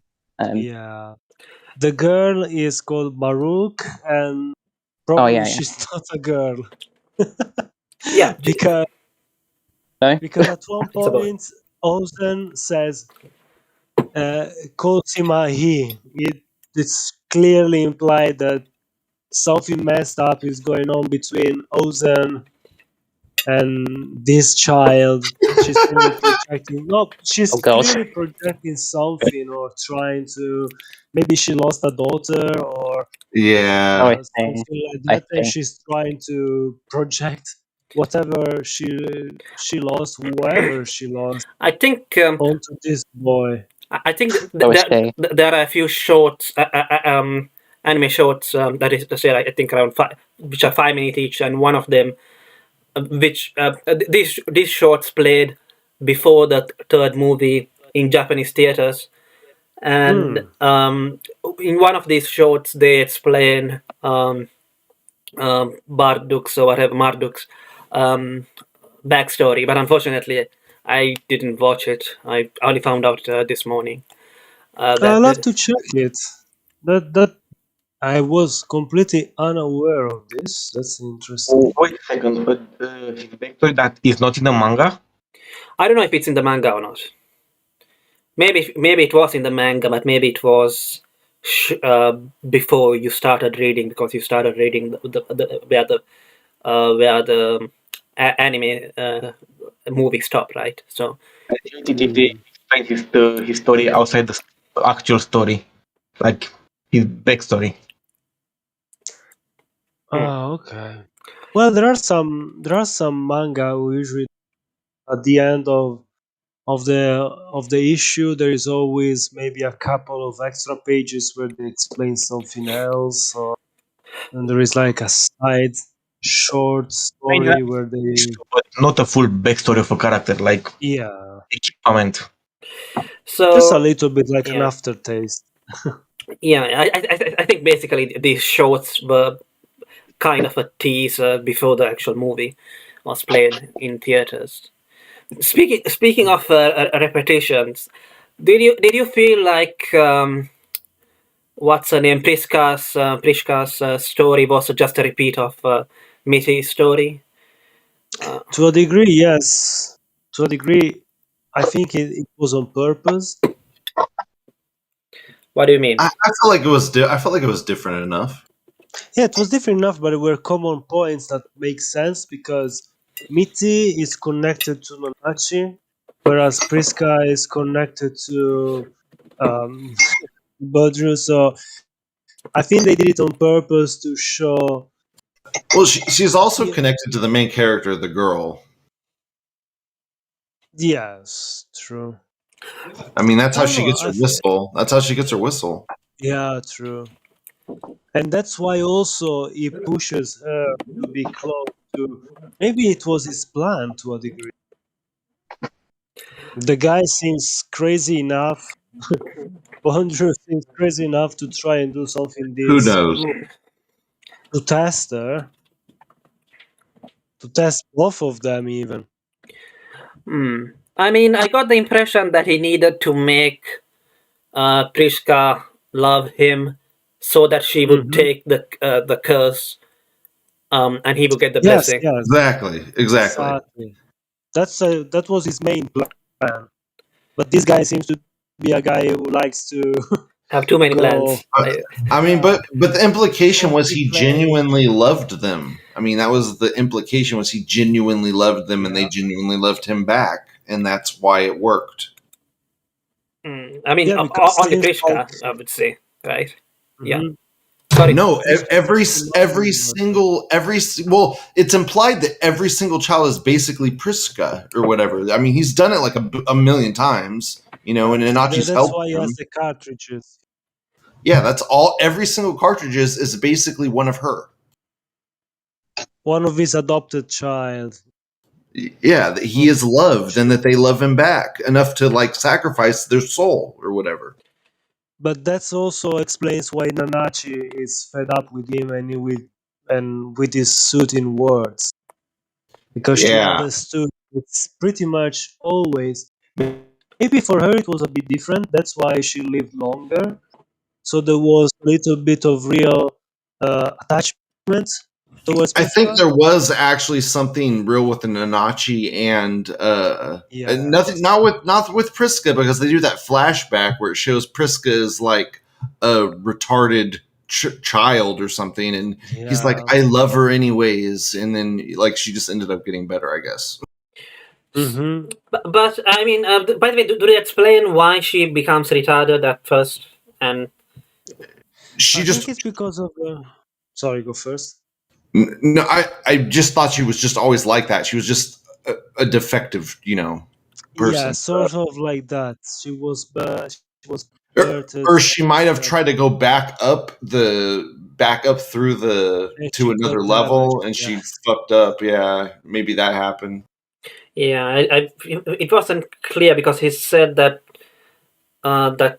she's a child of some advent white whistle or Yes, something. exactly. But yeah, it was all pretty fast.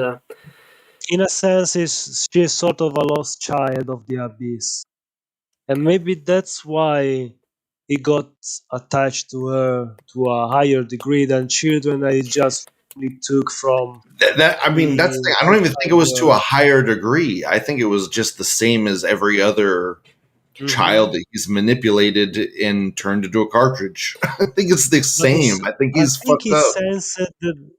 sensed the potential for a more powerful cartridge.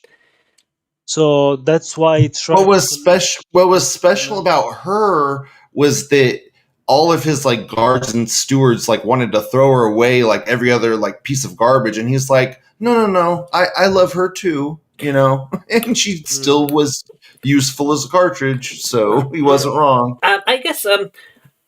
Did you also feel that sometimes the characters got emotionally connected a bit too easily, like Mitty and Well, Nanashi were not together for that long, and Prishka was not that long together with Rico, but they somehow had a connection. She's a woman. in She's a my woman. opinion, that's not something that bothers me too much because a story sometimes you need to get things along. So unless you want to make a 900 pages novel, Russian novel about intricacy details about the friendship and so on grows, sometimes it's fine to condense it a bit. Plus, very often in dire situations, you can bond very fast, mostly out of a necessity of the instinct to survive. And I think these cases are some of these. The characters just trying to hold on to something, just to try say, I lean on you, you lean on me, and we can walk straight because we are both missing one leg. I mean, speaking of, I guess they're like soldiers on a battlefield or something that they quickly have to get along with each other or something. I guess. Um, but speaking of quickening, did you feel that they made their way down a bit too fast, too easily? At the beginning, I thought so, but then the fact that it's slowly getting harder and harder made it seem like, yes, they were a bit lucky. I think it was mostly luck. In a sense, it was like, we call it the Pacific Ocean, but it's one of the stormiest oceans. But they called it Pacific because that one time when they crossed it, there were no storms. And I think it's a little bit like this. They were just lucky. Mm. By the way, internet destination to spend half the manga, 5 Oh volumes. yeah, we were talking about this earlier. Well, they had some McMuffins. I don't know if that. I mean, that's a lot of luck for all those McMuffins she got. It was just luck, in my opinion. And again, similar to the movie Stalker, in this case it's about luck. In the movie, it's more about the stalker who leads the group being expert and knowing how to avoid all storms. They just weren't struck by any bad luck going down. And in Made in Abyss is more, again, chance rather than any real expertise on their side. But the lower they go, uh, the lower the chances of avoiding conflict and danger are. So So for me, it worked. I see. So I guess it. I kind of felt like it made the abyss feel a little bit smaller. If you can get down so quickly. I mean, I guess they're kind of cheating because Extendable arms. yeah. Are you talking about Beauregard's elevator? No, that's Or is that a whole other? Is that another cheat that we're not even talking about yet? Because he has an elevator straight down the abyss too. Oh yeah. He yeah. brings children. Well, he explained pretty much that it was his own project. So sort of, I can sort of understand the guy as the resources. Yeah, another thing which I didn't understand is why they needed a white whistle to get to the lower level. Why did they need like? You don't need one to get to the lower level, but it's like everyone that's been to the lowest level has a white whistle. Yes, Is because that they so? require a sacrifice and No, but sacrifice. they didn't. No, I actually want to operate the machine, the lift. Yeah, Yeah, well, why do they need the lift? because there is something to do with the other cultures downstairs. It's something that's ancient and sorry, Mystery Pandora's box. Who knows? yeah, something like that. Something monstrous. It was sort of sealed off, I think, no? I found it weird that Beauregard controlled that elevator to the lower level. That was, I mean, not just the elevator from the surface to his area, wherever, but also to that. I forgot what level specifically we're at. But, from 5th to 6th. And he explains that pretty much what he's using is a side shaft. He says it's a dead end, goes nowhere. It's just another shaft. Yeah, weird. And that's why he really likes it, because he can send children down there and do his experiments without too much of a fuss. I think the most brutal moment did not involve Mitty or Prishka, but it was when Reg had to amputate. Oh yeah, Rico's arm. And brutal. And her hand was, I guess, all swollen up, and all that. But unfortunately, they kind of undid that. I mean, I guess there's a quote unquote consequence that now she has to use that thing on a hand to move her fingers or something. But I didn't feel like that was. So I think people kind of forget that moment because it was the consequences for it when it was kind of undone. Yeah, good. Sort Yes. of agree. For this I didn't world forget. where I feel like everyone's that's gonna die like at any moment, yeah, it felt like that's kind of plot armory. Yeah, it's true. Um, They literally used a plot armor umbrella. yeah, yeah. So, the Umbra hands, were they all one I person? felt they were like, yeah, something like meat puppets, I don't pretty think much. so. By the way, do you remember the first one, the one that burned the field? Yeah. What he said about Bone, that the leader isn't here. Mm-hmm. What was that about? I don't understand. Yeah. Well, because it's not physically there, it's just a puppet. It's just something that's remotely controlled, even if it has sort of semblance of autonomy. No, he said The way I understood it was whatever. it's like his relic is like he puts his soul, like he connects his soul to whoever person has the helmet on. So like he becomes that person, but like and if they die, he experiences their death, but he can, as long as someone else puts the mask on, he'll keep coming back. And I think he's still safe in his area too, because No, it's Yeah. implied that he's will be in still on the same level. Like Sorry, can you repeat? his soul will be still on the same level, on the same what is called floor level, whatever. Yes. Yeah, I don't even think it's linked to the mask. I think the mask just, gives him a puppet. I think he's Yeah. on a completely different level. So, I mean, is he the mask or the vessel? Wait, he's look, in a look, separate location, like, and the mask is like, The the, connection, yeah. yeah, the So it's puppet a that bit he's like the controlling. Matrix. It's just plugged. Yeah, wait, But look. So you think exactly. there's another body of Bone, the lower in the abyss? That's his relic. Like, his relic lets him connect to that mask. It's implied, like, the Nanachi figures it out at the very end of the movie. Like, she's like, oh, like, I don't know, she figures it out. yeah, I mean, because he does say that he sacrificed himself to become his own vessel somehow. Yeah. And But then he had to create a. yeah, That's why probably he used Never the seen mask his for real the body. connection, which is um, quite fascinating. Detaching yourself from yourself, pretty much, and being able to go on through His other real body might be like a decomposed husk or stuff. something that he sacrificed, that he's stuck in that room. So, like, he can't move without a puppet now, maybe? I don't know. Could be.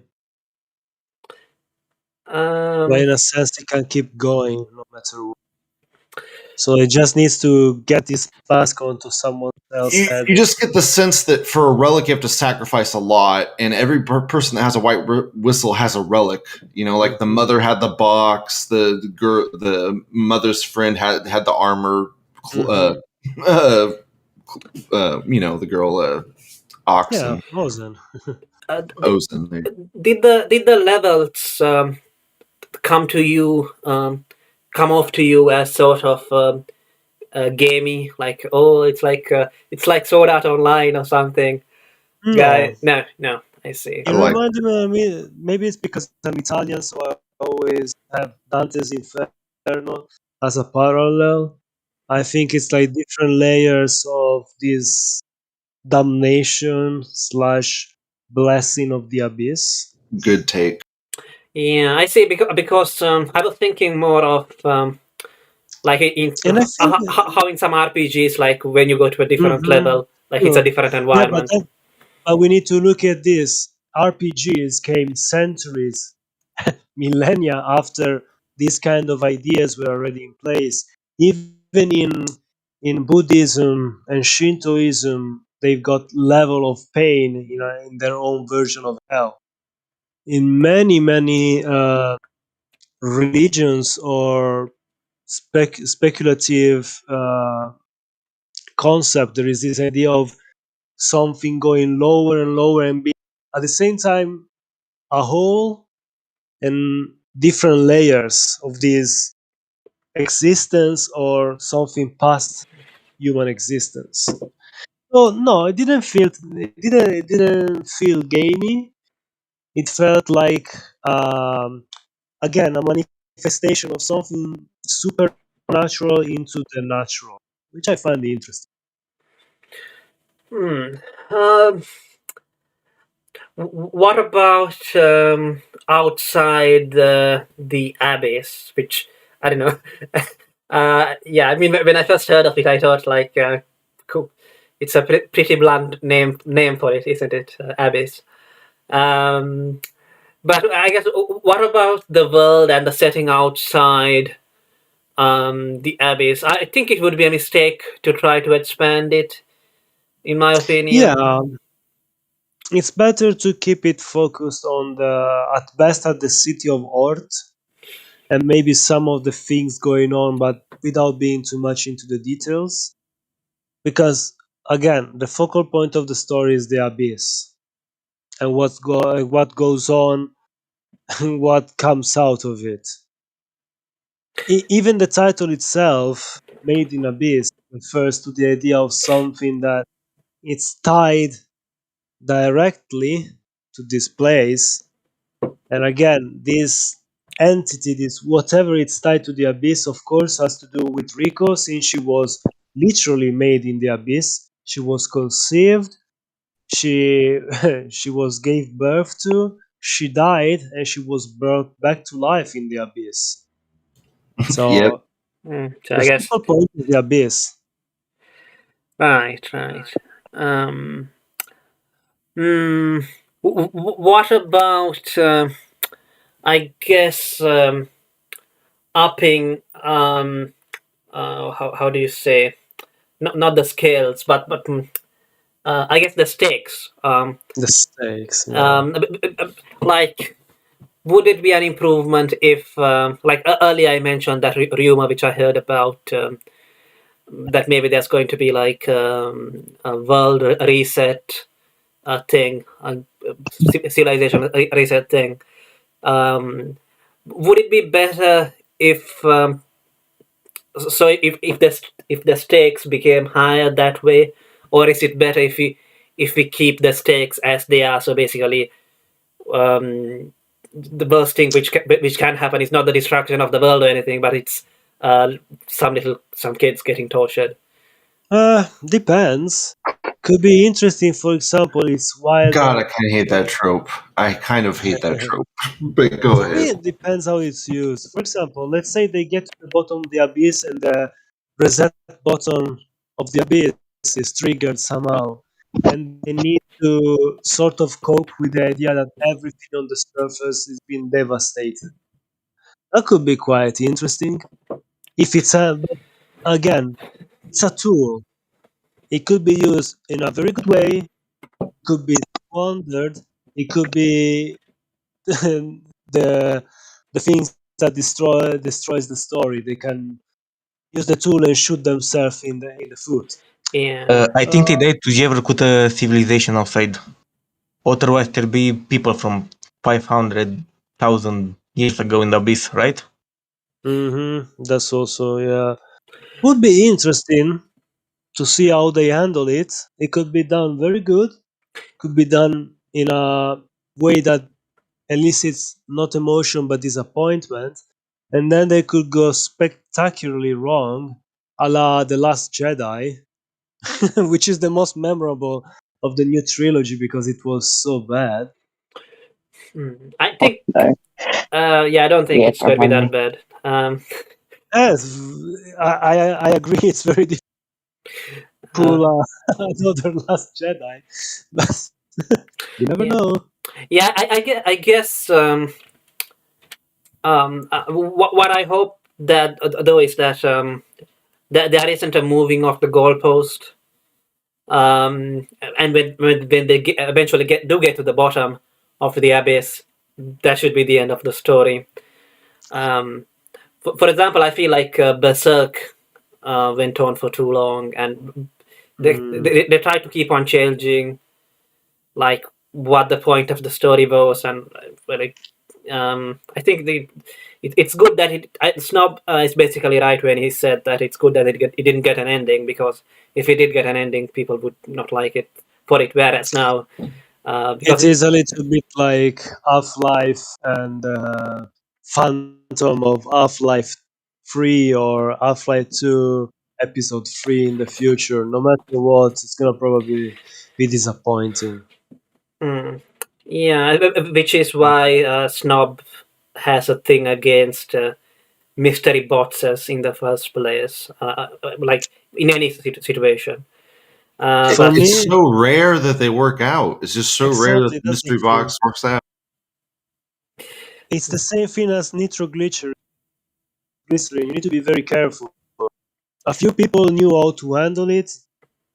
Most of them just ended up blowing up.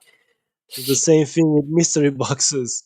A few people really know how to use them. Most of us will make a mess out of them. so Justin in the chat says that he likes Snobs, but except for his annoying e-begging. Uh, he prefers Snobs over Who does? over the shells who pretend to like everything popular, or else their pay pigs would disappear.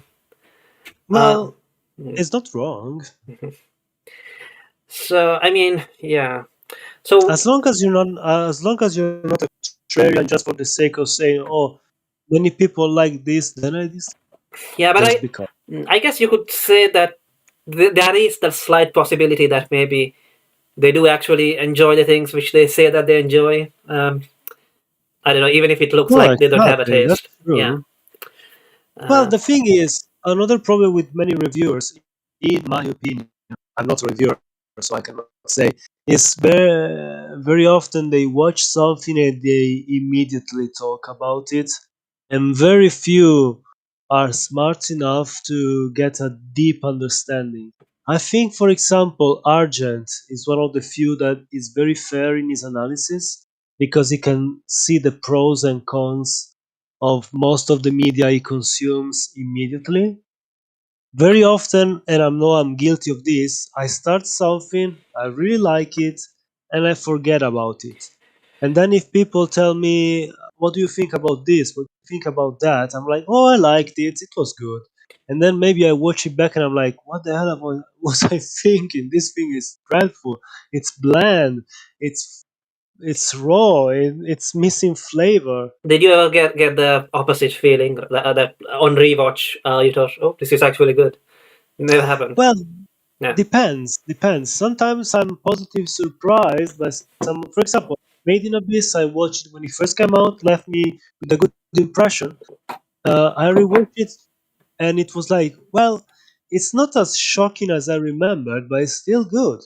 So it's able to stand on its own legs. Yeah, I think especially when an anime first comes out, it's easy to get wound up Hmm. in the excitement that other people have for it. Yeah, Especially as each episode comes out, and the, exactly. and It's a the bit of a fever. yeah, and the reviewers themselves, when people go to watch the reviewers, they go to watch the reviewers to hear the reviewers say back to them what they think. In the Confirmation bias. yes, but because I guess it's kind of like what we are doing here, sort of. It's kind of like talking to someone about it, essentially. Hmm. I mean, I can be more antagonistic if you want. So no, you're fine. So yeah. Um, so I did make a short, 56 minutes a response video to Carmen or whatever, Libido Carmen or whatever, hovered on the server. You might have noticed some conversations that we had. And one of his arguments is that if you want to be a critic, you also need to be a creator.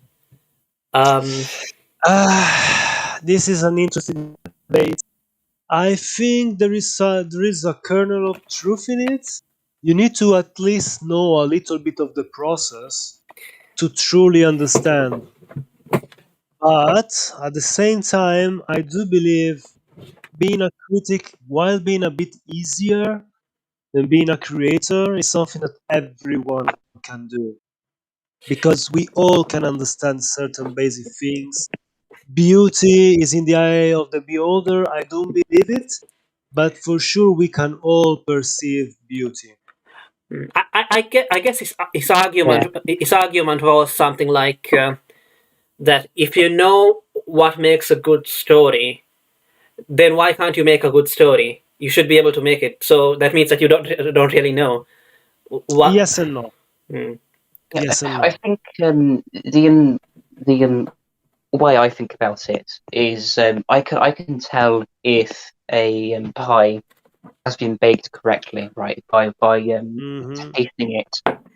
If the pie tastes good, then it is a good pie. I don't need to know anything about the making process of the pie to understand that it's a good pie, Yeah, right? but I can't really I tell you why yeah, though, unless exactly. I actually look at the Well That, put. baking Well put. process. Yeah.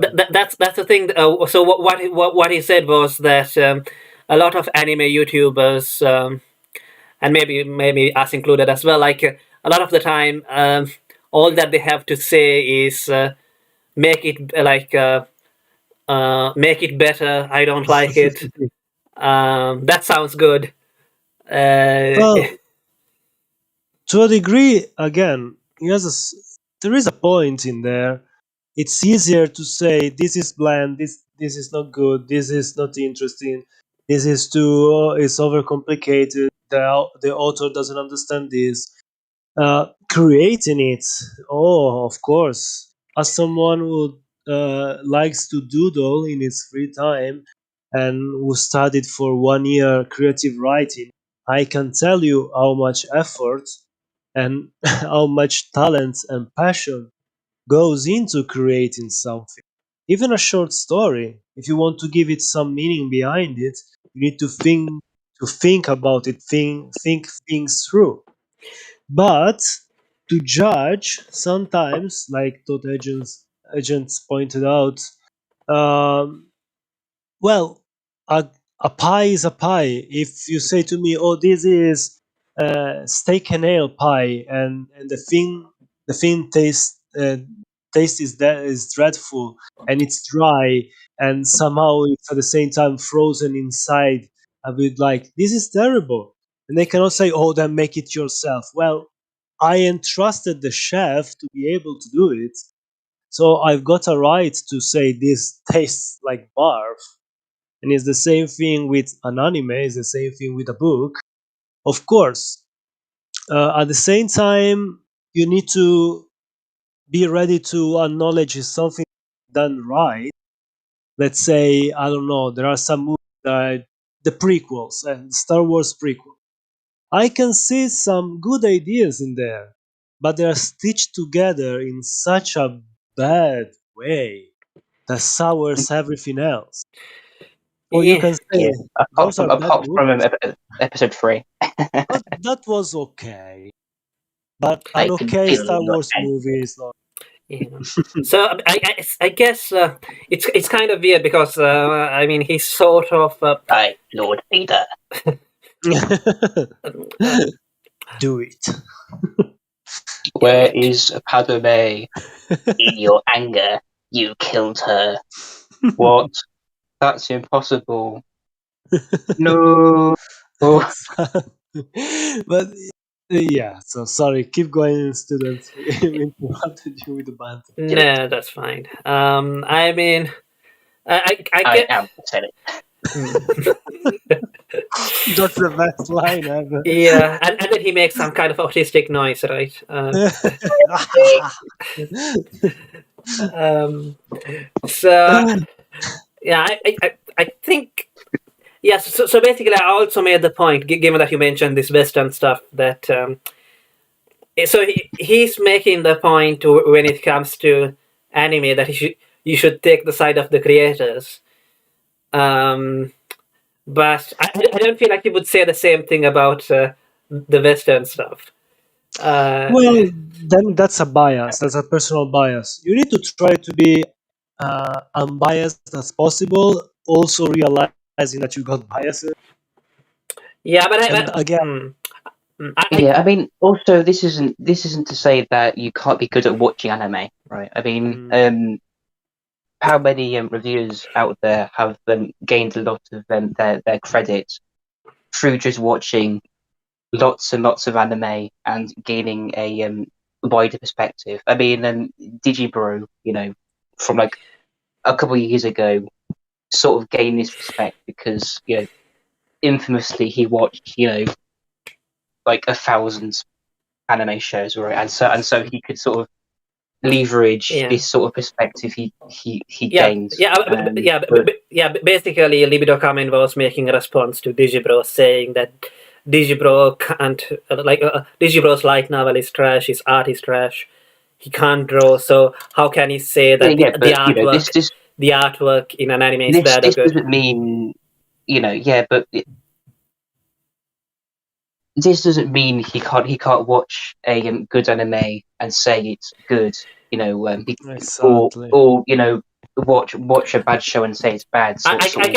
With good accuracy, right? I mean, these at the end, making a review are two different skill sets, right? And it's better that these things are split between two different groups of people, right? Because it's it's obvious that maybe I don't know who made Made in Abyss, right? I forgot. Let's say is the difference between being someone who builds a car and someone who takes it apart. The two things can be together, but you don't need to know how to build a car, take it apart, check some things. It's like the distinction between design and maintenance, right? I mean, the designer might not be able to identify the issues with what they've made, but the person who has to sort of live with it can. They can tell you all like the 8 different things wrong. Good one, yeah. But the designer might just be ignorant of that their entire lives because they don't really have to. Of course, if you know how to do something, you also get a better insight on how to analyze and dismantle it. Absolutely true, but those are two different sets of skills. But sort of, I mean, obviously, it's better to understand how something is made and also how to review something correctly. Right? It's obviously preferable to involve yourself in the making process if you're a reviewer, just so you get this deeper understanding. But my argument is that it isn't really essential because you could be this awful artist who can't draw anything, and they never will. But you might be a really good reviewer, right? And in that case, you can do something very valuable, but you're just never going to be involved in the making process. Absolutely, the same author who created that flawed piece of art, you can point out the issues, and next time the same person can create something really great because he listened, he understood, he internalized.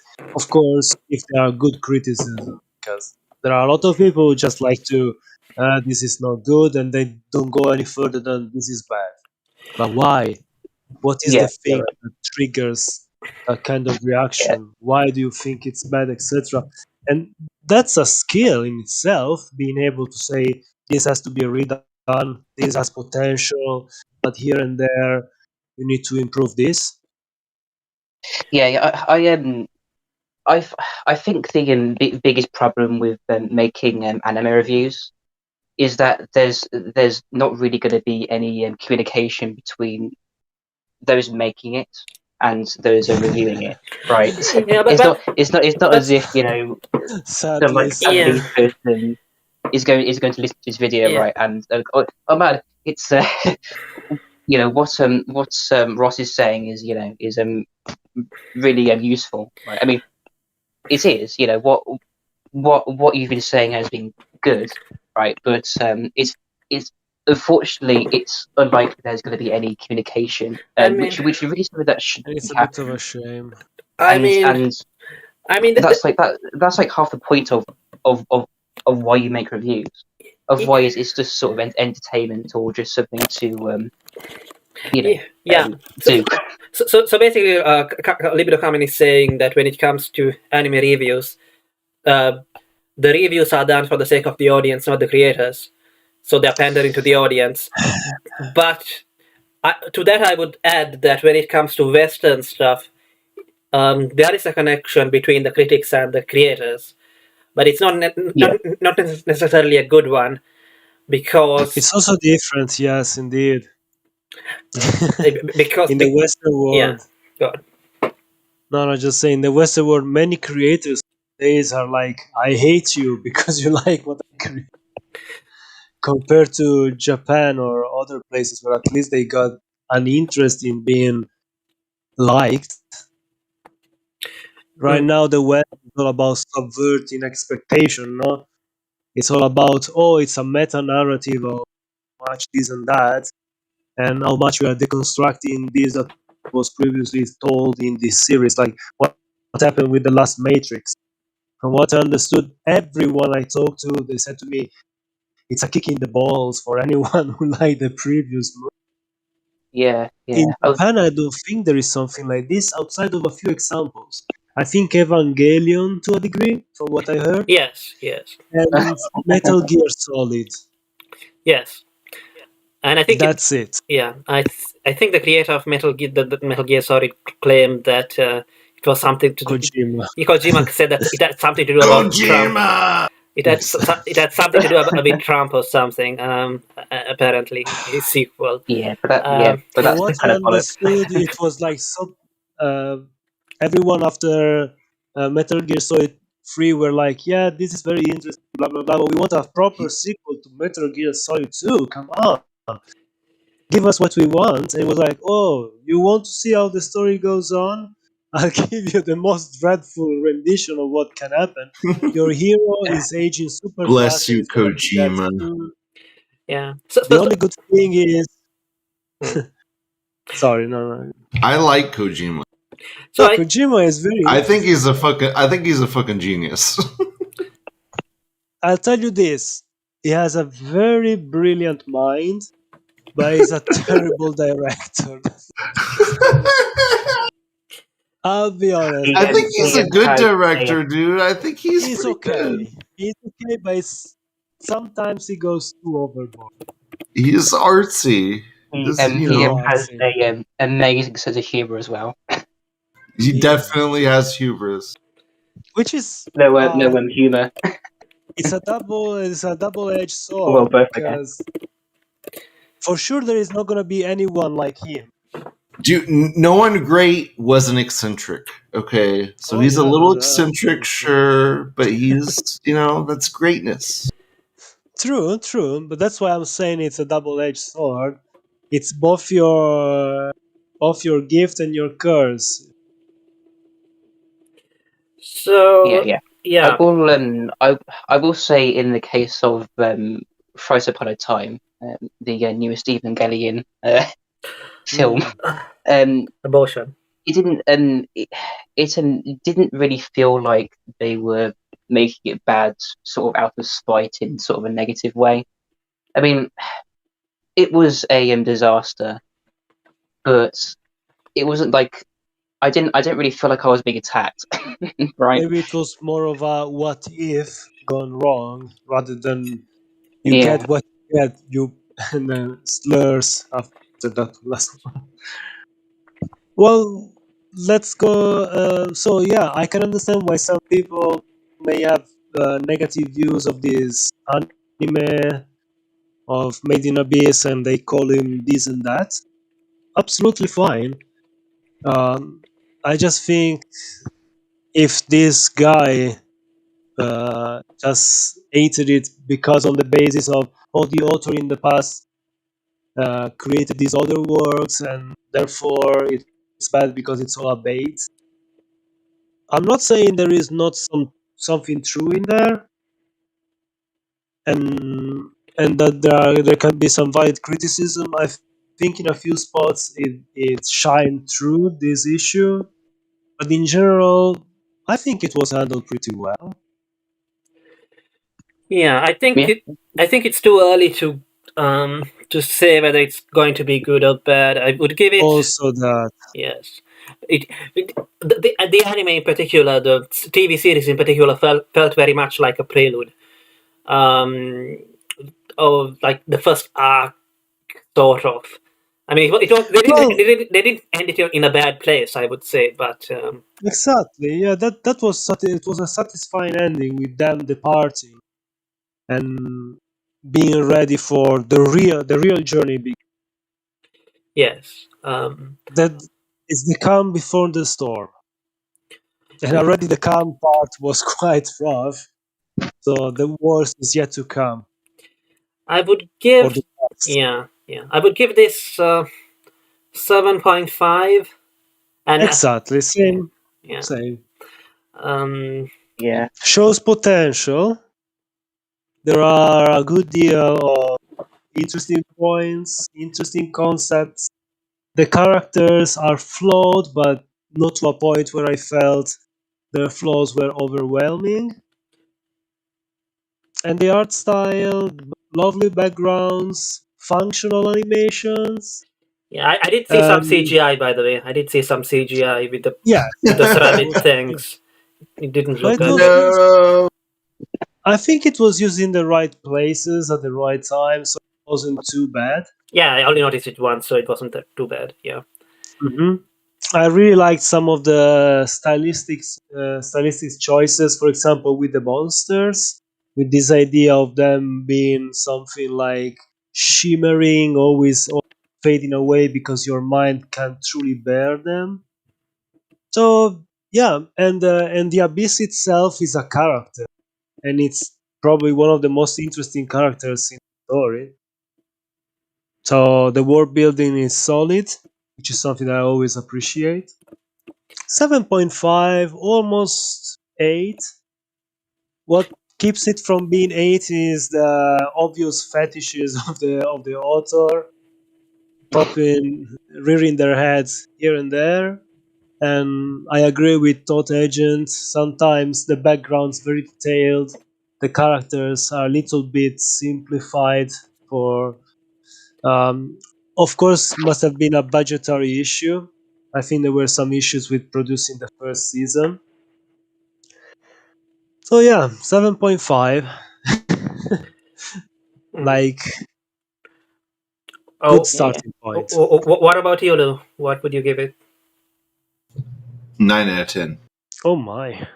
I like the misery porn. Okay, so sue But it me. wasn't that So miserable. sue The me, second time I watched it, I was like, yes, dude. It's same. pretty miserable, dude. I mean, the climax of the main story is literally killing Nanachi's friend. Yeah, that's true. That was very hard, and it in the right way. I It's mean, great. I love it. but she wasn't a main character, I guess. I Maybe. know, but it's still pretty depressing thinking that creature, that Mitty, But Nanachi was is a main character, and it's like her friend that she has to yeah, kill. That she's been like her whole backstory is basically her been trying to kill this her friend. exactly. And just finding out she's gonna be only miserable, and that one day she's gonna die, and poor creature who cannot defend itself is destined to an endless cycle of being viciously maimed and eaten alive, and then being reborn, pretty much, with no means to defend Well, just an herself. existence of torture. It's just an Yeah, existence of torture. exactly.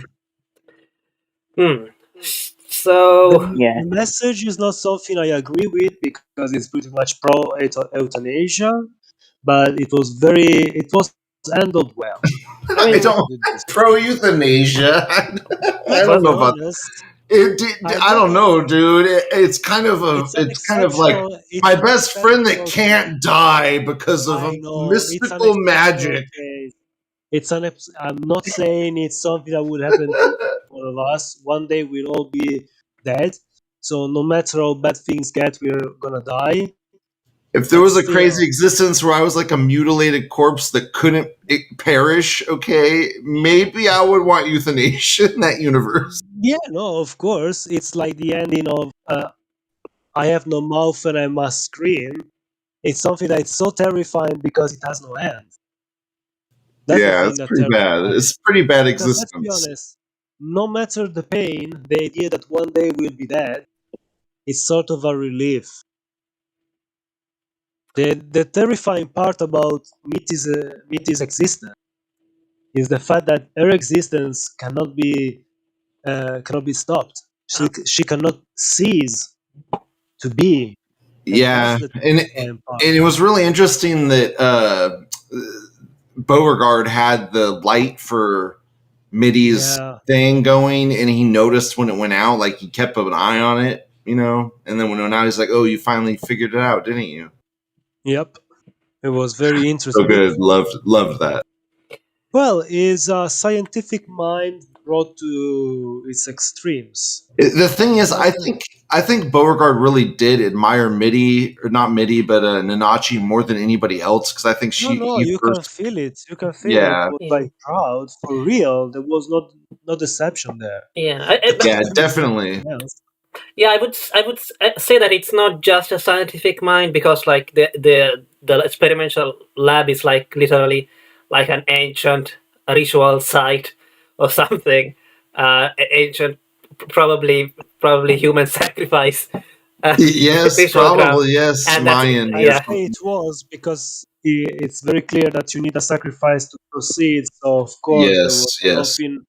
Not just a sacrifice that loves you, loves you unconditionally. It reminded me of an even twisted version of the pyramid in Alien vs. Predator. In the movie, they descend down the ice and they find the ancient pyramid, and it was built only to sacrifice people to pacify the aliens for a little bit. In this case, it's more spiritual because it has to do with the abyss itself and with sacrifice to keep going. Again, something very, very interesting, fascinating, and scary. And again, I agree that there is a mixture between the sacred and the profane in the researches and the experiments that were going on down there. Yeah. Was for sure a very interesting character and explored to the right degree. Some things weren't clear enough, but what was needed to be explained was brought to the forefront and even vivisected to a point, like he ended up. I felt like what we did figure out was, interesting enough to be like acceptable. Like sometimes when they open that mystery box, it is not good. Yeah, it was a good reveal. Whatever it was, whatever he wanted. They didn't say everything, but they had enough. Well, they had multiple reveals. They had the first part of the series with Ozin, or whoever the fuck the girl, the old lady. Old lady? Ozin? Yeah, Ozin. Her. Ozin, yes. Yeah, so she was the first one that revealed that like a big chunk of the mystery box was her. Mm-hmm. And then at the end of the series was the climax, which revealed more, and then the movie was probably the last. Yeah. I should probably watch the film at some point. I've totally forgot about this series since I watched it. Yeah, I guess I wasn't too impressed when I first watched it. But I don't know. What were you not impressed with? What were you not impressed with? I mean, to be honest, the series itself is, as I said, it's I don't know. I kind of liked the series more after I watched the movie. I think. But yeah, but what? For me there was just some like pacing issues. Like, it goes really fast. They're sort of, they're God, I love that. leveling, I like the leveling. pacing. Yeah, and then I understand that. sort Again, of, I uh, can sort of. Sorry, yeah, finish. and then there's all that sort of melodrama between the kids. This is And a 13. It's a 13 episode series, right? yeah, but that's not an Yeah. excuse. So. Yeah. and then I like all that. that I like that. I'm not using it shit. as an excuse. I like that. I Again, see. I found that the quick pace at the beginning worked with my sort of headcanon, and I'm not saying anyone else has to agree with me, or it's just that I saw a lot of parallels with that movie, Stalker by Andrei Tarkovsky, which worked well with my own explanations. So I'm not saying, oh yeah, this is why, therefore I'm right. I sensed that there were some, it was luck being on their side until they got into some real issue in the deeper levels. It was just luck. There were so many McGuffins, dude. So many McGuffins. Yes. But in a sense, it kind of made the later toils and pains Also, that was probably a detriment of the series, I think, because there's a lot of MacGuffins and there's like a lot of like luck and like weird stuff, like a lot of cliche storytelling. But I like the cliche in a good way, in my opinion. But yeah, No, those are tropes. Those are recurring elements. Those are archetypes that can be used and should be used. Even you just need to learn how to harvest. I think it's they some did a good, good but job. it's definitely tropey. But I like it. Yeah, no, exactly, because the tropes were handled over. Yeah. I mean, I think the thing that's I think this is like the third time I'm saying this, but I think like one of the things about this series that sort of put me off is sort of like the menagerie of idiocy we see from Rico, where she just makes like these terrible decisions all the time. And it costs almost cost her arm. Lives a few But times. I mean, you could say that she sort of paid the price for it, for being an idiot. But I know exactly. The thing is, either she learns or she pays a terrible price. It also gets kind of explained later on by the fact that she is drawn to the abyss. Yeah, so she can just the plot says it's okay. The character is idiotic. It's super plot armor. The stupidest decision was when Reg fainted, and just because she was feeling hungry, she decided, let's go. Yeah. That was the stupidest thing. That was really, because the other time it's like, she's thrown. She wants to reach the bottom of the abyss because something in her has been changed forever by the fact she was born. She died and she was reborn in the abyss. That one was just sheer stupidity. One thing though about I think Reg should have been angry. I think. Yeah, exactly. If she was at least like to pay in that way, like Rabin, what the heck did you decide to go on? I get the thing though. I feel like it portrays like hunger and like primordial hunger. Like we need food to survive, and we're super hungry right now. For 2 hours. Come on, why can't she wait for 2 hours until Reg gets back again? Well, because there's time skips. There are time skips. They do skip time many times. Yeah, but that one was stated 2 hours. It was like clear like sunlight. 2 hours from the last time she was hungry. Oh, come on. So he has a very little child stomach. Okay, she can't fit very much in there. True. Okay, so to a degree, it's understandable. And between understanding and agreeing with someone, she does do some stupid shit. Yeah, not exactly. not taken away from I me. agree, because she's a child, you can give her a bit of slack compared if it was like a grown up or I mean, someone with, She's kind of an annoying character. but in the right Her way. and Rel. I They think are. Nanachi's my favorite character of the bunch. So I see. furry. You're an intellectual. Nice. Yeah, I still like. I'm still standing by Ozen just because He likes all the just women. because Ozen was of really the good voice because she actress. has the right presence and the she's right great. time. She's amazing. She's so She great. says what she has to say. She does what she has to And do. She says truth. She doesn't Yeah, hide exactly. stuff. She's well, completely Yes, honest. I true. She's the first person in the she didn't series that's truthful. she didn't tell them that they needed to sacrifice someone to get the bike whistle, though. That one is true. She kept that one. She gave them so much. She kind of did it Probably, as a kind of a because playful probably she joke. wasn't expecting them to even reach that level. Yeah, I don't think she thought. She's like, Expecting, they're gonna die. She probably thought they're she was gonna die. expecting them, which almost happened if it wasn't for Nanachi.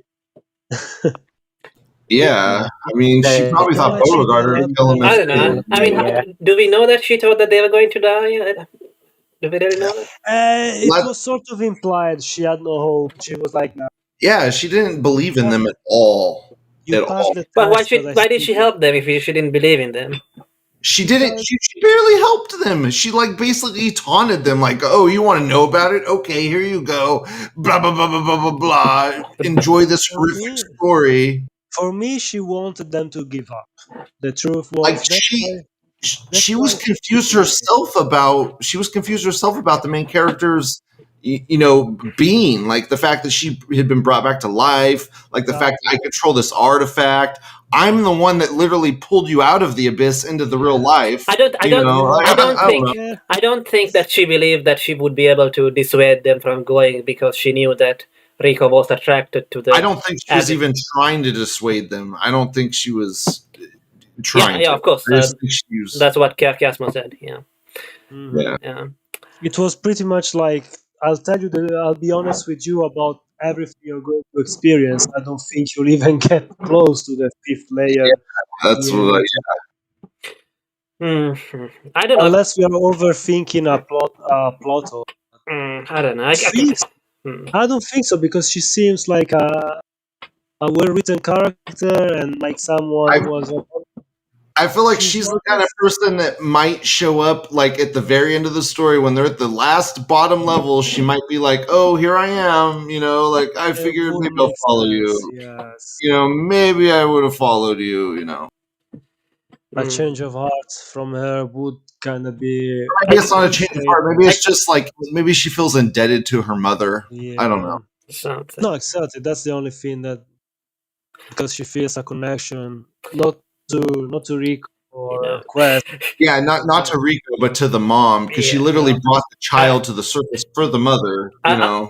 I'd say today because Hercules is not there, but we have a lot of Gundam characters, like a lot of the things which the fans say about them. Like, do you really know that? Isn't that just headcanon? Mhm. I did Well, kind of feel that.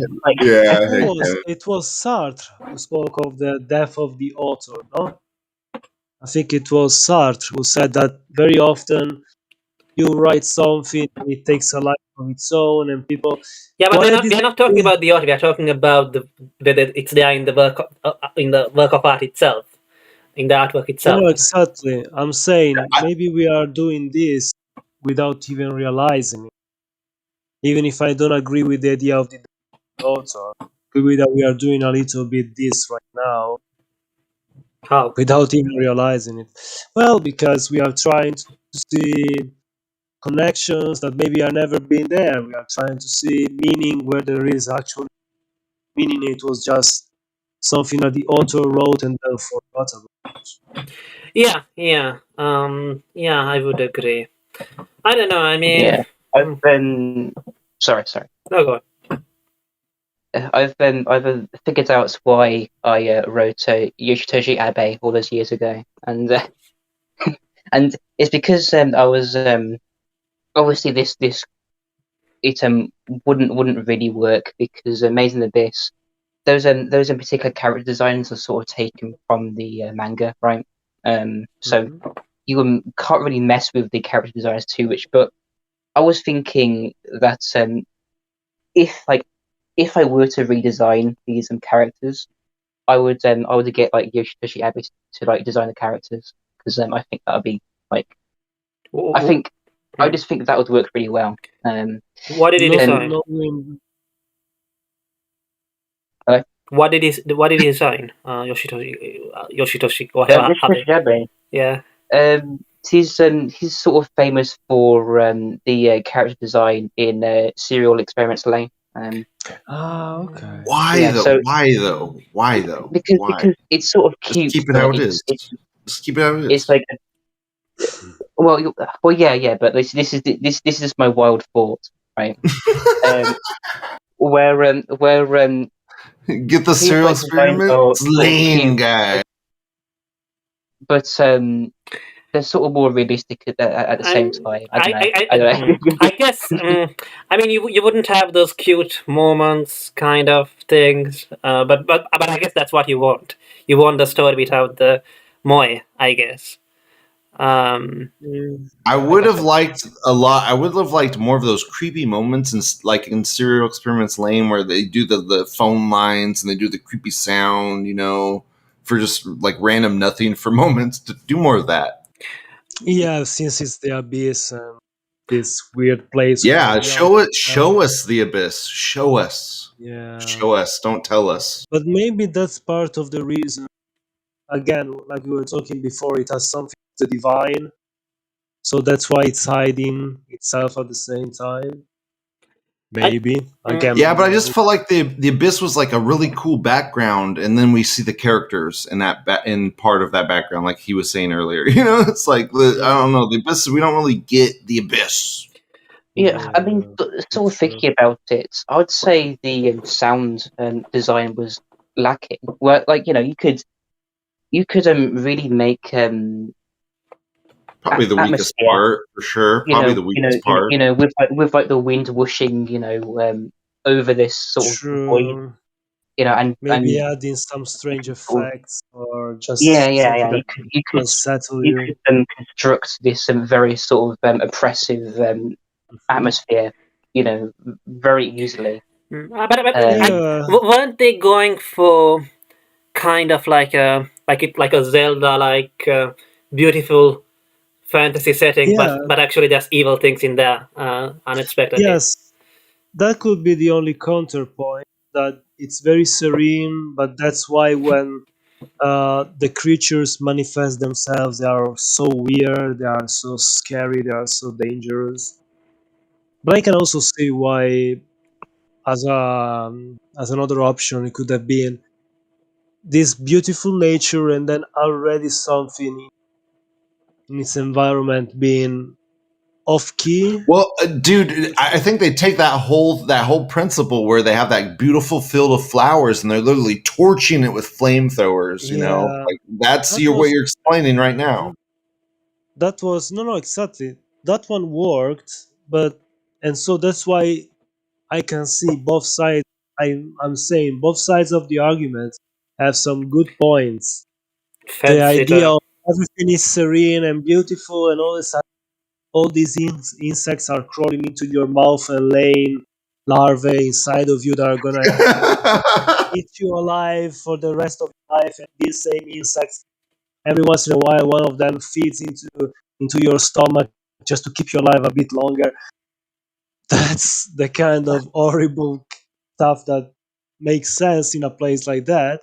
And at the same time, I can understand why, for example, Todd Agent is saying that it would have been creepier if when the wind was rustling the leaves, or just a moment where you were just hearing the roar of the waterfalls, something otherworldly, like even just a sound in the background, to make it eerie, to make it like this place it's beautiful but it's not safe.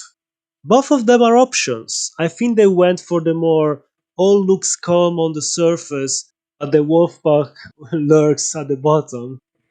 Uh, Something like that, rather than the other one. But both of them have their pros and their cons. Yeah, I think you have to be careful also that the setting and the atmosphere does not subsume the characters and the story. That happens in Technolize, if you have seen it. No, sorry. Yeah. I feel like it's the opposite here. I feel like the setting's cool, the abyss, but I feel like the characters way more outshine the location they're in because it's more like backgrounds and Mm. I don't know. Yeah. Yeah, it could have been a bit more of an active character, the abyss itself.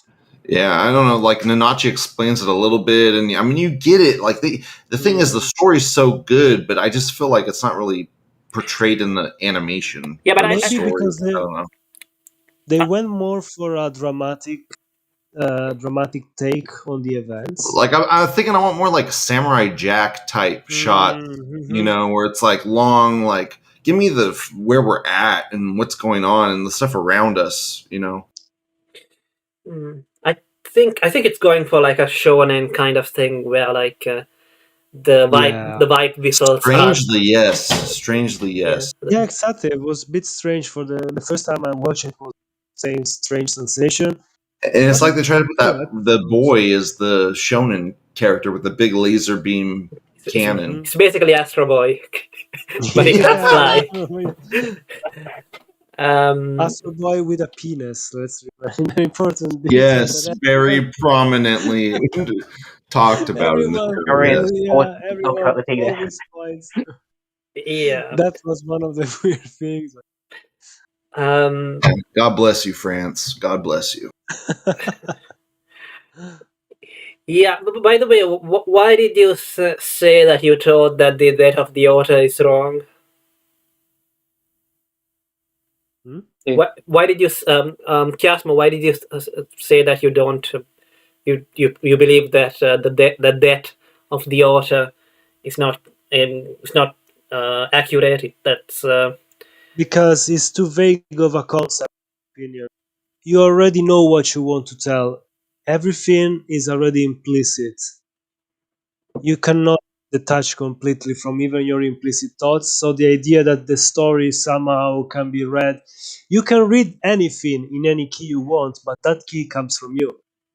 That's why and how many authors under during the Soviet regime were able to make pieces criticizing the Soviet regime by telling other stories. The same movie I always talked about here, Stalker, is a criticism of the Soviet system. The zone in the movie, that's the one thing that I can sense it's very close to the abyss, as being the sacred intruding into the real. In the movie, it's surrounded by a military cordon and it's illegal to go in there, which was at the same time a little bit like saying, you see, Well, this is the it's. situation. I think there's other points in the world that are like that as well. Like there's Yes, more than one yeah, point in the into it. book, it's clearly stated. In the what book, it's clearly stated that there are more than one. There is more than one zone. what has that But got to do with the death of the author? because if you were to try and read more than what the author already implicitly said, then you would just trying to stuff your own views, your own ideas into the author's mouth. It's fine to try and analyze a piece of art and see something else, but then you need to say, "This is my view. Uh, this is how I would have said these things as an author," But which is different. You are not killing the author; you are just replacing him. You're not trying to find something that the author didn't know about himself. You're just extruding, you're just taking out something from someone else. And it's very good. It's important to read a work by your own light. That's why Pinocchio is something that can be read in so many keys. But the author himself had one view, wanted to say one thing.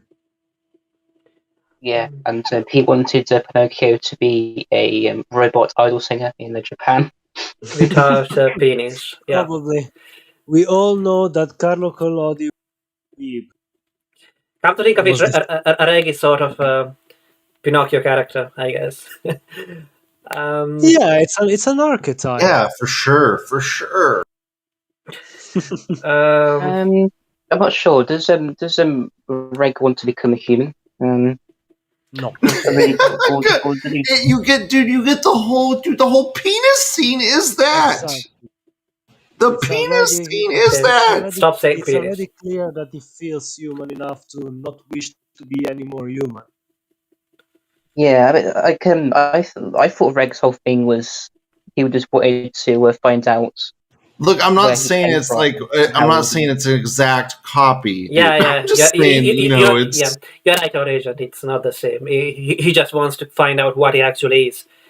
He doesn't Yeah. necessarily want to become human or something. He just wants to know what he actually is. He wants to know its real origin. And yeah, so it's just that cliche, trope. but isn't the death of the author saying that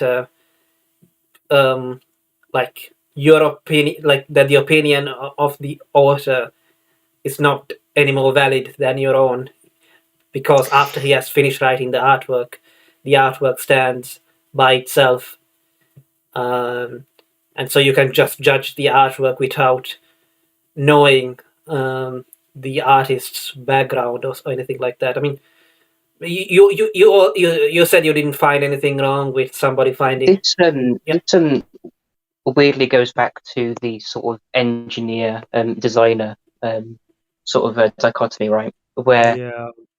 if the work is standing on its own, you're just sort of a engineer for that story, and you don't really, and you sort of understand less about how it was designed, right?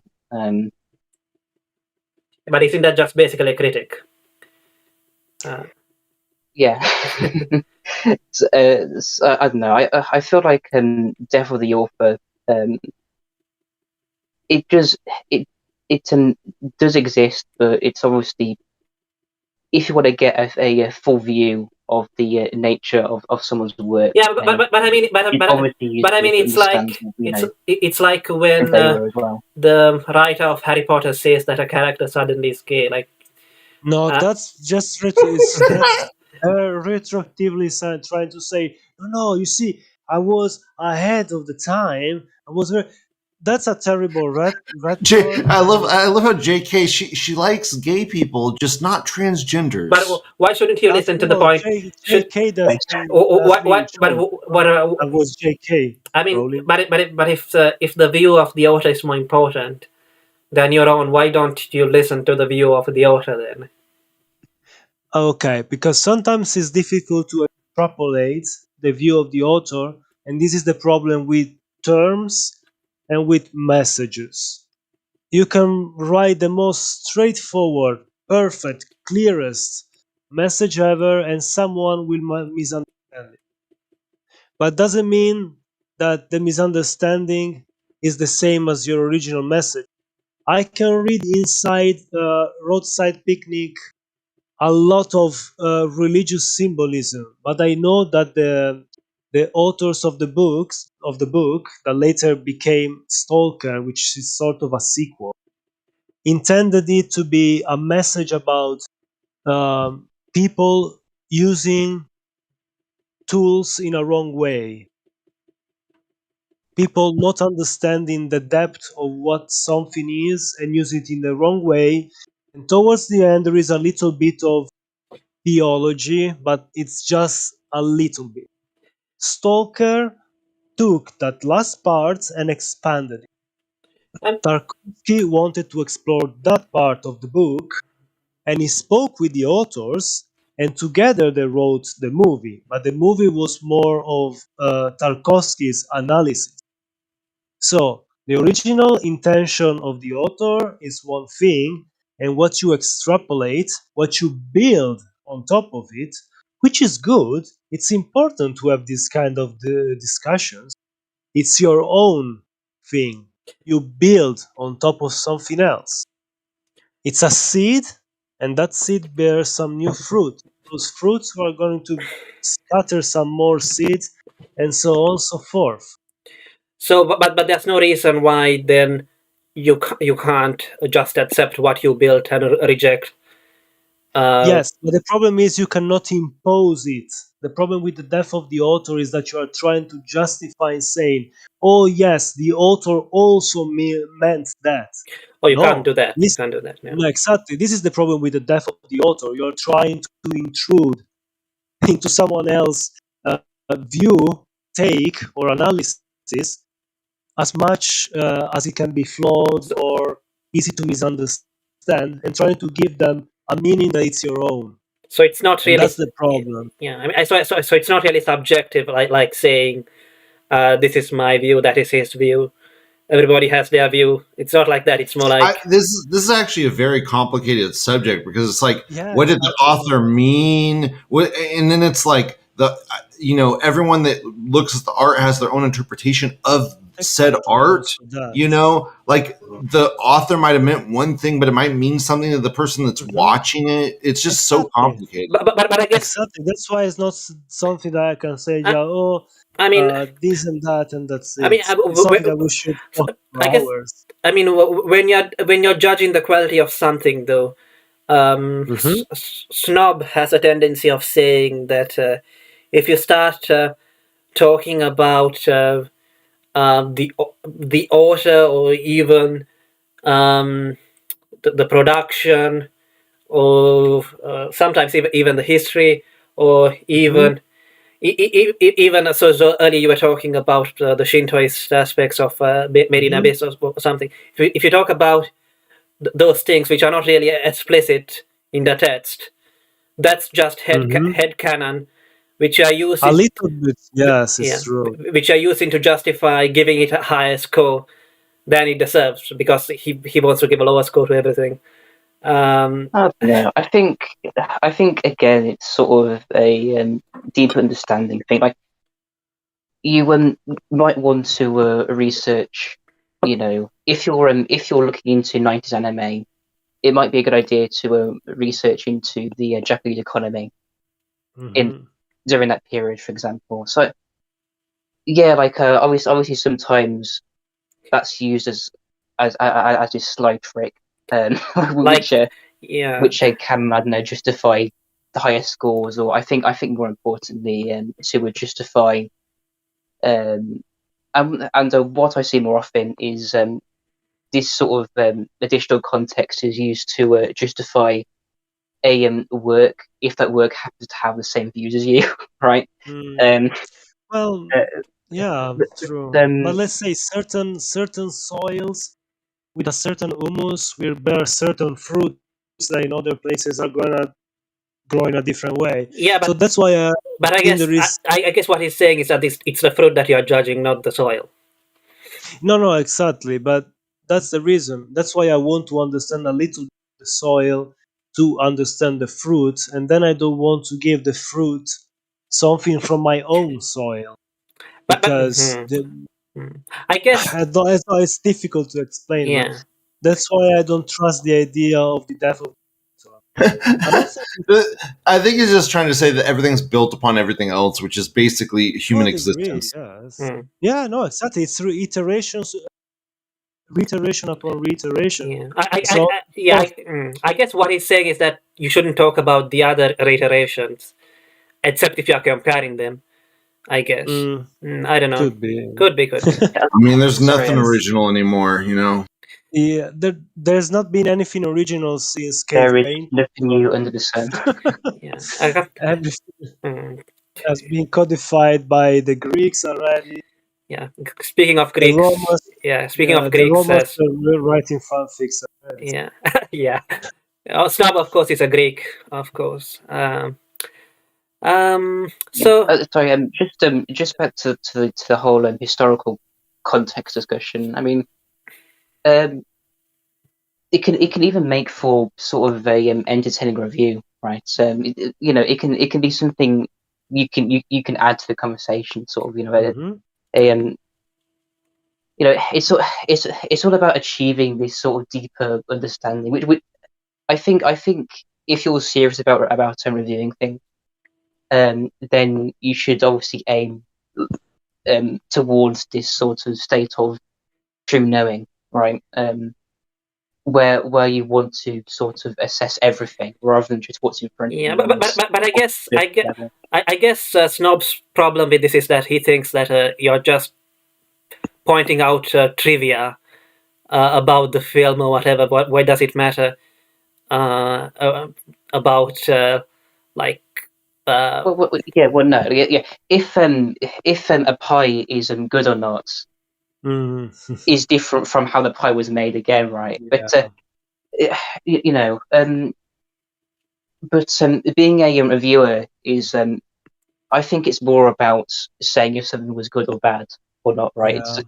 Yeah. It's good to know about other details. Absolutely, they can enrich the conversation. But at the end of the day, if something is good, is good. If something is bad, is bad. Most importantly, it's about identifying problems and why these problems happen, right? And part of understanding how a problem happens, it's important to understand the context as well, right? If a actor is bad in a film, right, and the context tells you that actor was made to wait like 3 hours before shooting something, then that's important information. Yeah, but the film is still bad. And so that problem can be fed back, so it can be the reviewer's job to sort of feed that issue into the system and warn people about it. I mean, I don't know. Like a snob would say, like it doesn't matter that animators are suffering or whatever. If what they make is shit, then it's shit.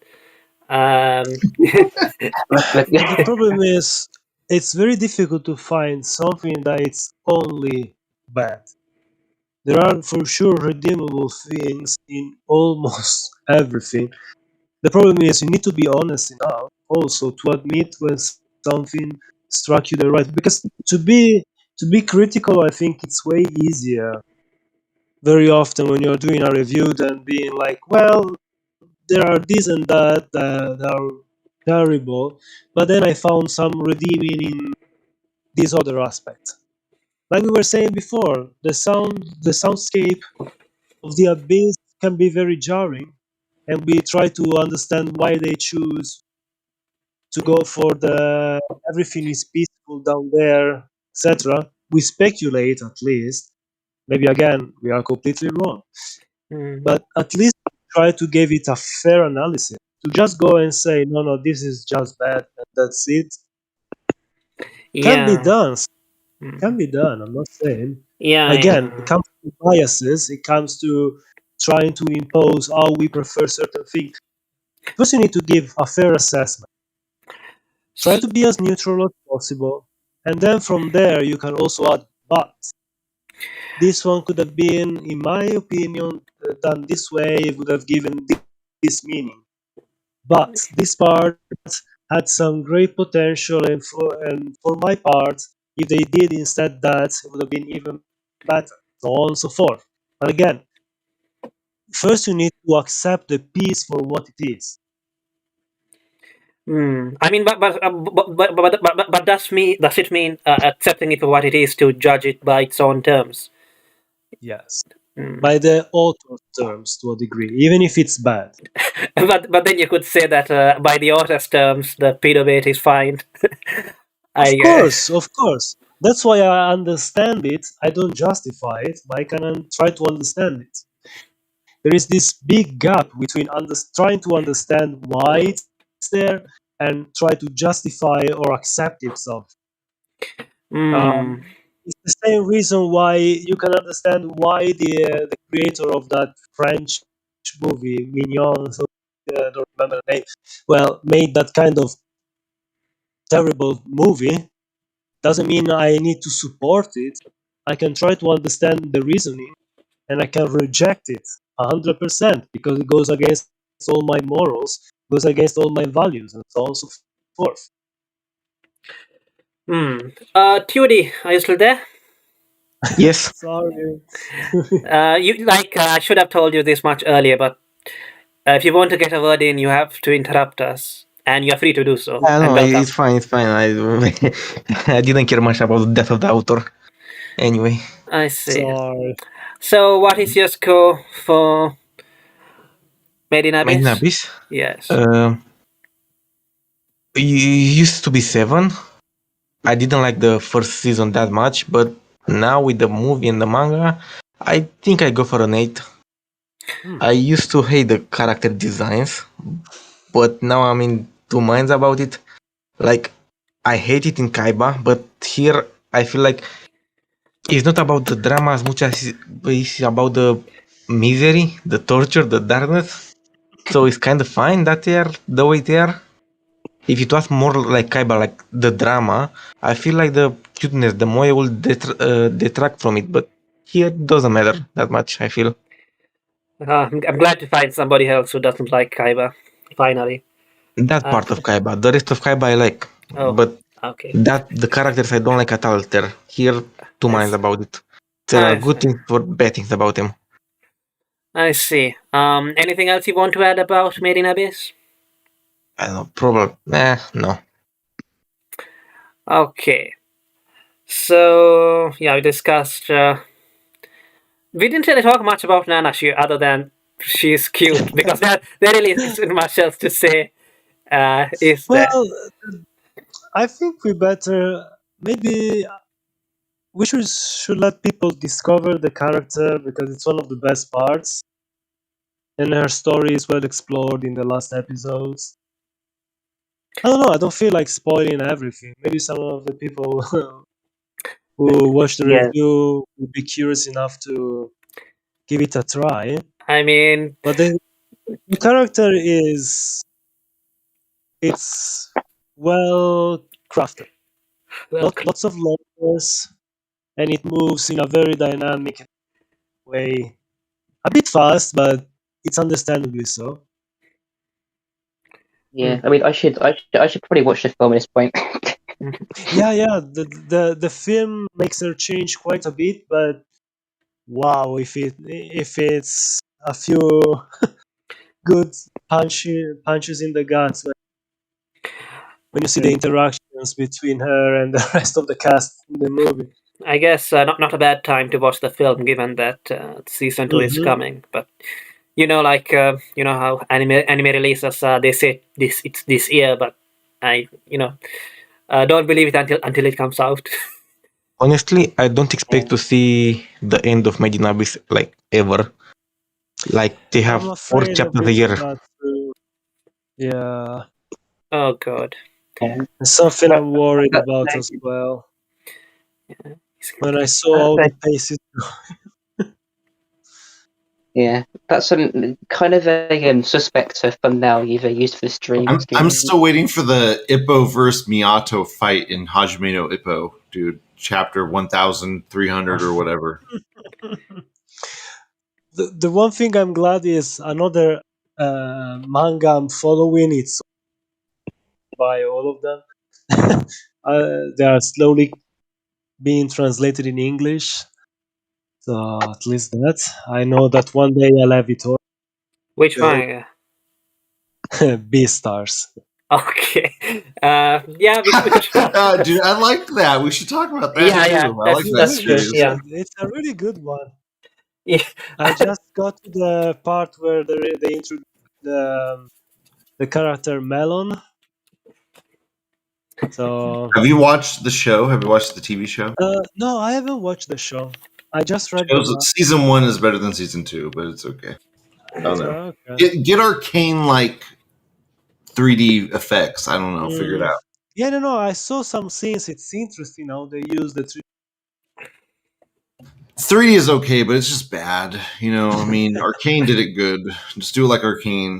So let's hope that they finish Made in Abyss and then we get a complete series and that's it, instead of a forever to be continued. I wouldn't bet on it, but let's hope. Dude, they literally have been in this one village. They have been in this one village in the manga for The author has been writing it for 10 years. 10 years! He's been writing this. And they've been in this fucking village, and they finally got out of the village. I think they'll adapt all that in season 2 of the anime. All 5 volumes. 10 years. Once this. 10 years, 1 season. Wow. 5 volumes. So that's a lot. Yeah. Yeah, I've just this discussion about waiting for things has reminded me about Kangao and his games. I've just realised that Imposter Factory was like released like 2 months ago, so I know what I'm going to be playing. There are a lot of games who are still in development. Hell, they have been since 2005 or something like this. You never know. I think it's particularly annoying with Made in Abyss because you'll forget all the world building and mystery box and the details. Yeah, kinda understand your point. If you go too much in depth, you lose track of all the broader world. And one more thing, I don't think it's pedo bait or anything like that, but Fury and fetishes, that's definitely in there. Nice. I mean, how terrible. How could they do this? You know, terrible. Okay. No, I already saw some of the future inside fetishistic stuff, so I know. Oh, sorry, Lou, you were saying something, and we. Lou? He's playing Minecraft. No. We heard furries, he just. Yeah. Probably, yeah. So, yeah, I think I'm actually on like a pretty good Minecraft server right now. I'm not gonna lie. Anyway. What? Nothing. No, what did you say? Come on. Spill it. I just said don't worry about it. Okay. Well, tell us off when we are not live then. Okay. So yeah, I'm going to stop the stream. Were you eating earlier, students? Yeah, I heard. Oh my god! No, it was pleasantly good today. Yeah, okay. You can just hear the clink of the fork every once. Yeah. It's another stream ruined. I mean, A has got these teacup of coffee cup or whatever, and I've got the fork. So yeah. let's yeah. So shall we call it a day then? Yeah. It was good, I think. Yeah, Made in Abyss. Watch it. It's worth watching it. Yeah, we might talk about season 2 if it ever comes up. Sure, that would be interesting. We can see some of our theories. Do we know how many episodes there are in season 2? Well, probably it's going to be the usual 13. 5 volumes is kind of 10 more. Maybe they'll do 20. I know it. I wish things were like back in the day when anime used to be 25 episodes or 40 episodes or something like that. The good old days. Pretty much once per week you will get a new. But I'm not sure whether Lou is on the same page on that, but he's gone, so it's okay for me to say it. He prefers 13 episode anime, right? I like short animes, dude. That's what I like. Well, it takes all kinds. To catch up. Maybe they'll split it and do 2 seasons instead of 1. See, we're going to get season 2. So there you go. 13 episode series into a movie, into another 13 episode series. Yeah. Brilliant. I don't know. I mean, would have been. I guess one good thing which comes out of this is that there's less anime original stuff like fillers, because less filler is good. Fuck filler. Because because the worst. It's the worst. Because the source material now has time to catch up. Yeah, dude. Sometimes filler, if you use it in an interesting way, can be good. But yeah, 90%. But I feel like a lot yes. of the good anime now is like originals, like Slime and I don't know those. I don't know a bunch of other stuff. Originals? What do you mean slime original? No, it's not a light novel. It's not based on a manga. It's just it's like an anime. It's a light novel adaptation. Well, yeah, it's not based on a manga. All right, I'm going to end the stream. Any final thoughts, or shall we leave it there? No, I think we said everything. I like Nanachi is fluffy. Exactly, 100% true. Agreed. Best waifu. And I guess Dot Agent prefers Ozen, but we didn't ask Judy. Who's best girl? Bone. Who's Bone? Bone, his name, what the fuck? Oh, the guy. The villain. The villain. I can pronounce His his best name. girl. His best girl. Okay. Yes. Okay. Bond. Yeah. Yes, Bondru. I couldn't remember. Yeah, I can see. Yeah, I'm just gonna. Yes. Right. I just want to say that like I'm very short. Like I'm a 5'5", so if I went out with Ozen, the unmovable, it'll be a very weird sight. And one I probably wouldn't like. All right. We shall wait for your fan fiction about the story, but yeah. God. Oh God, help us.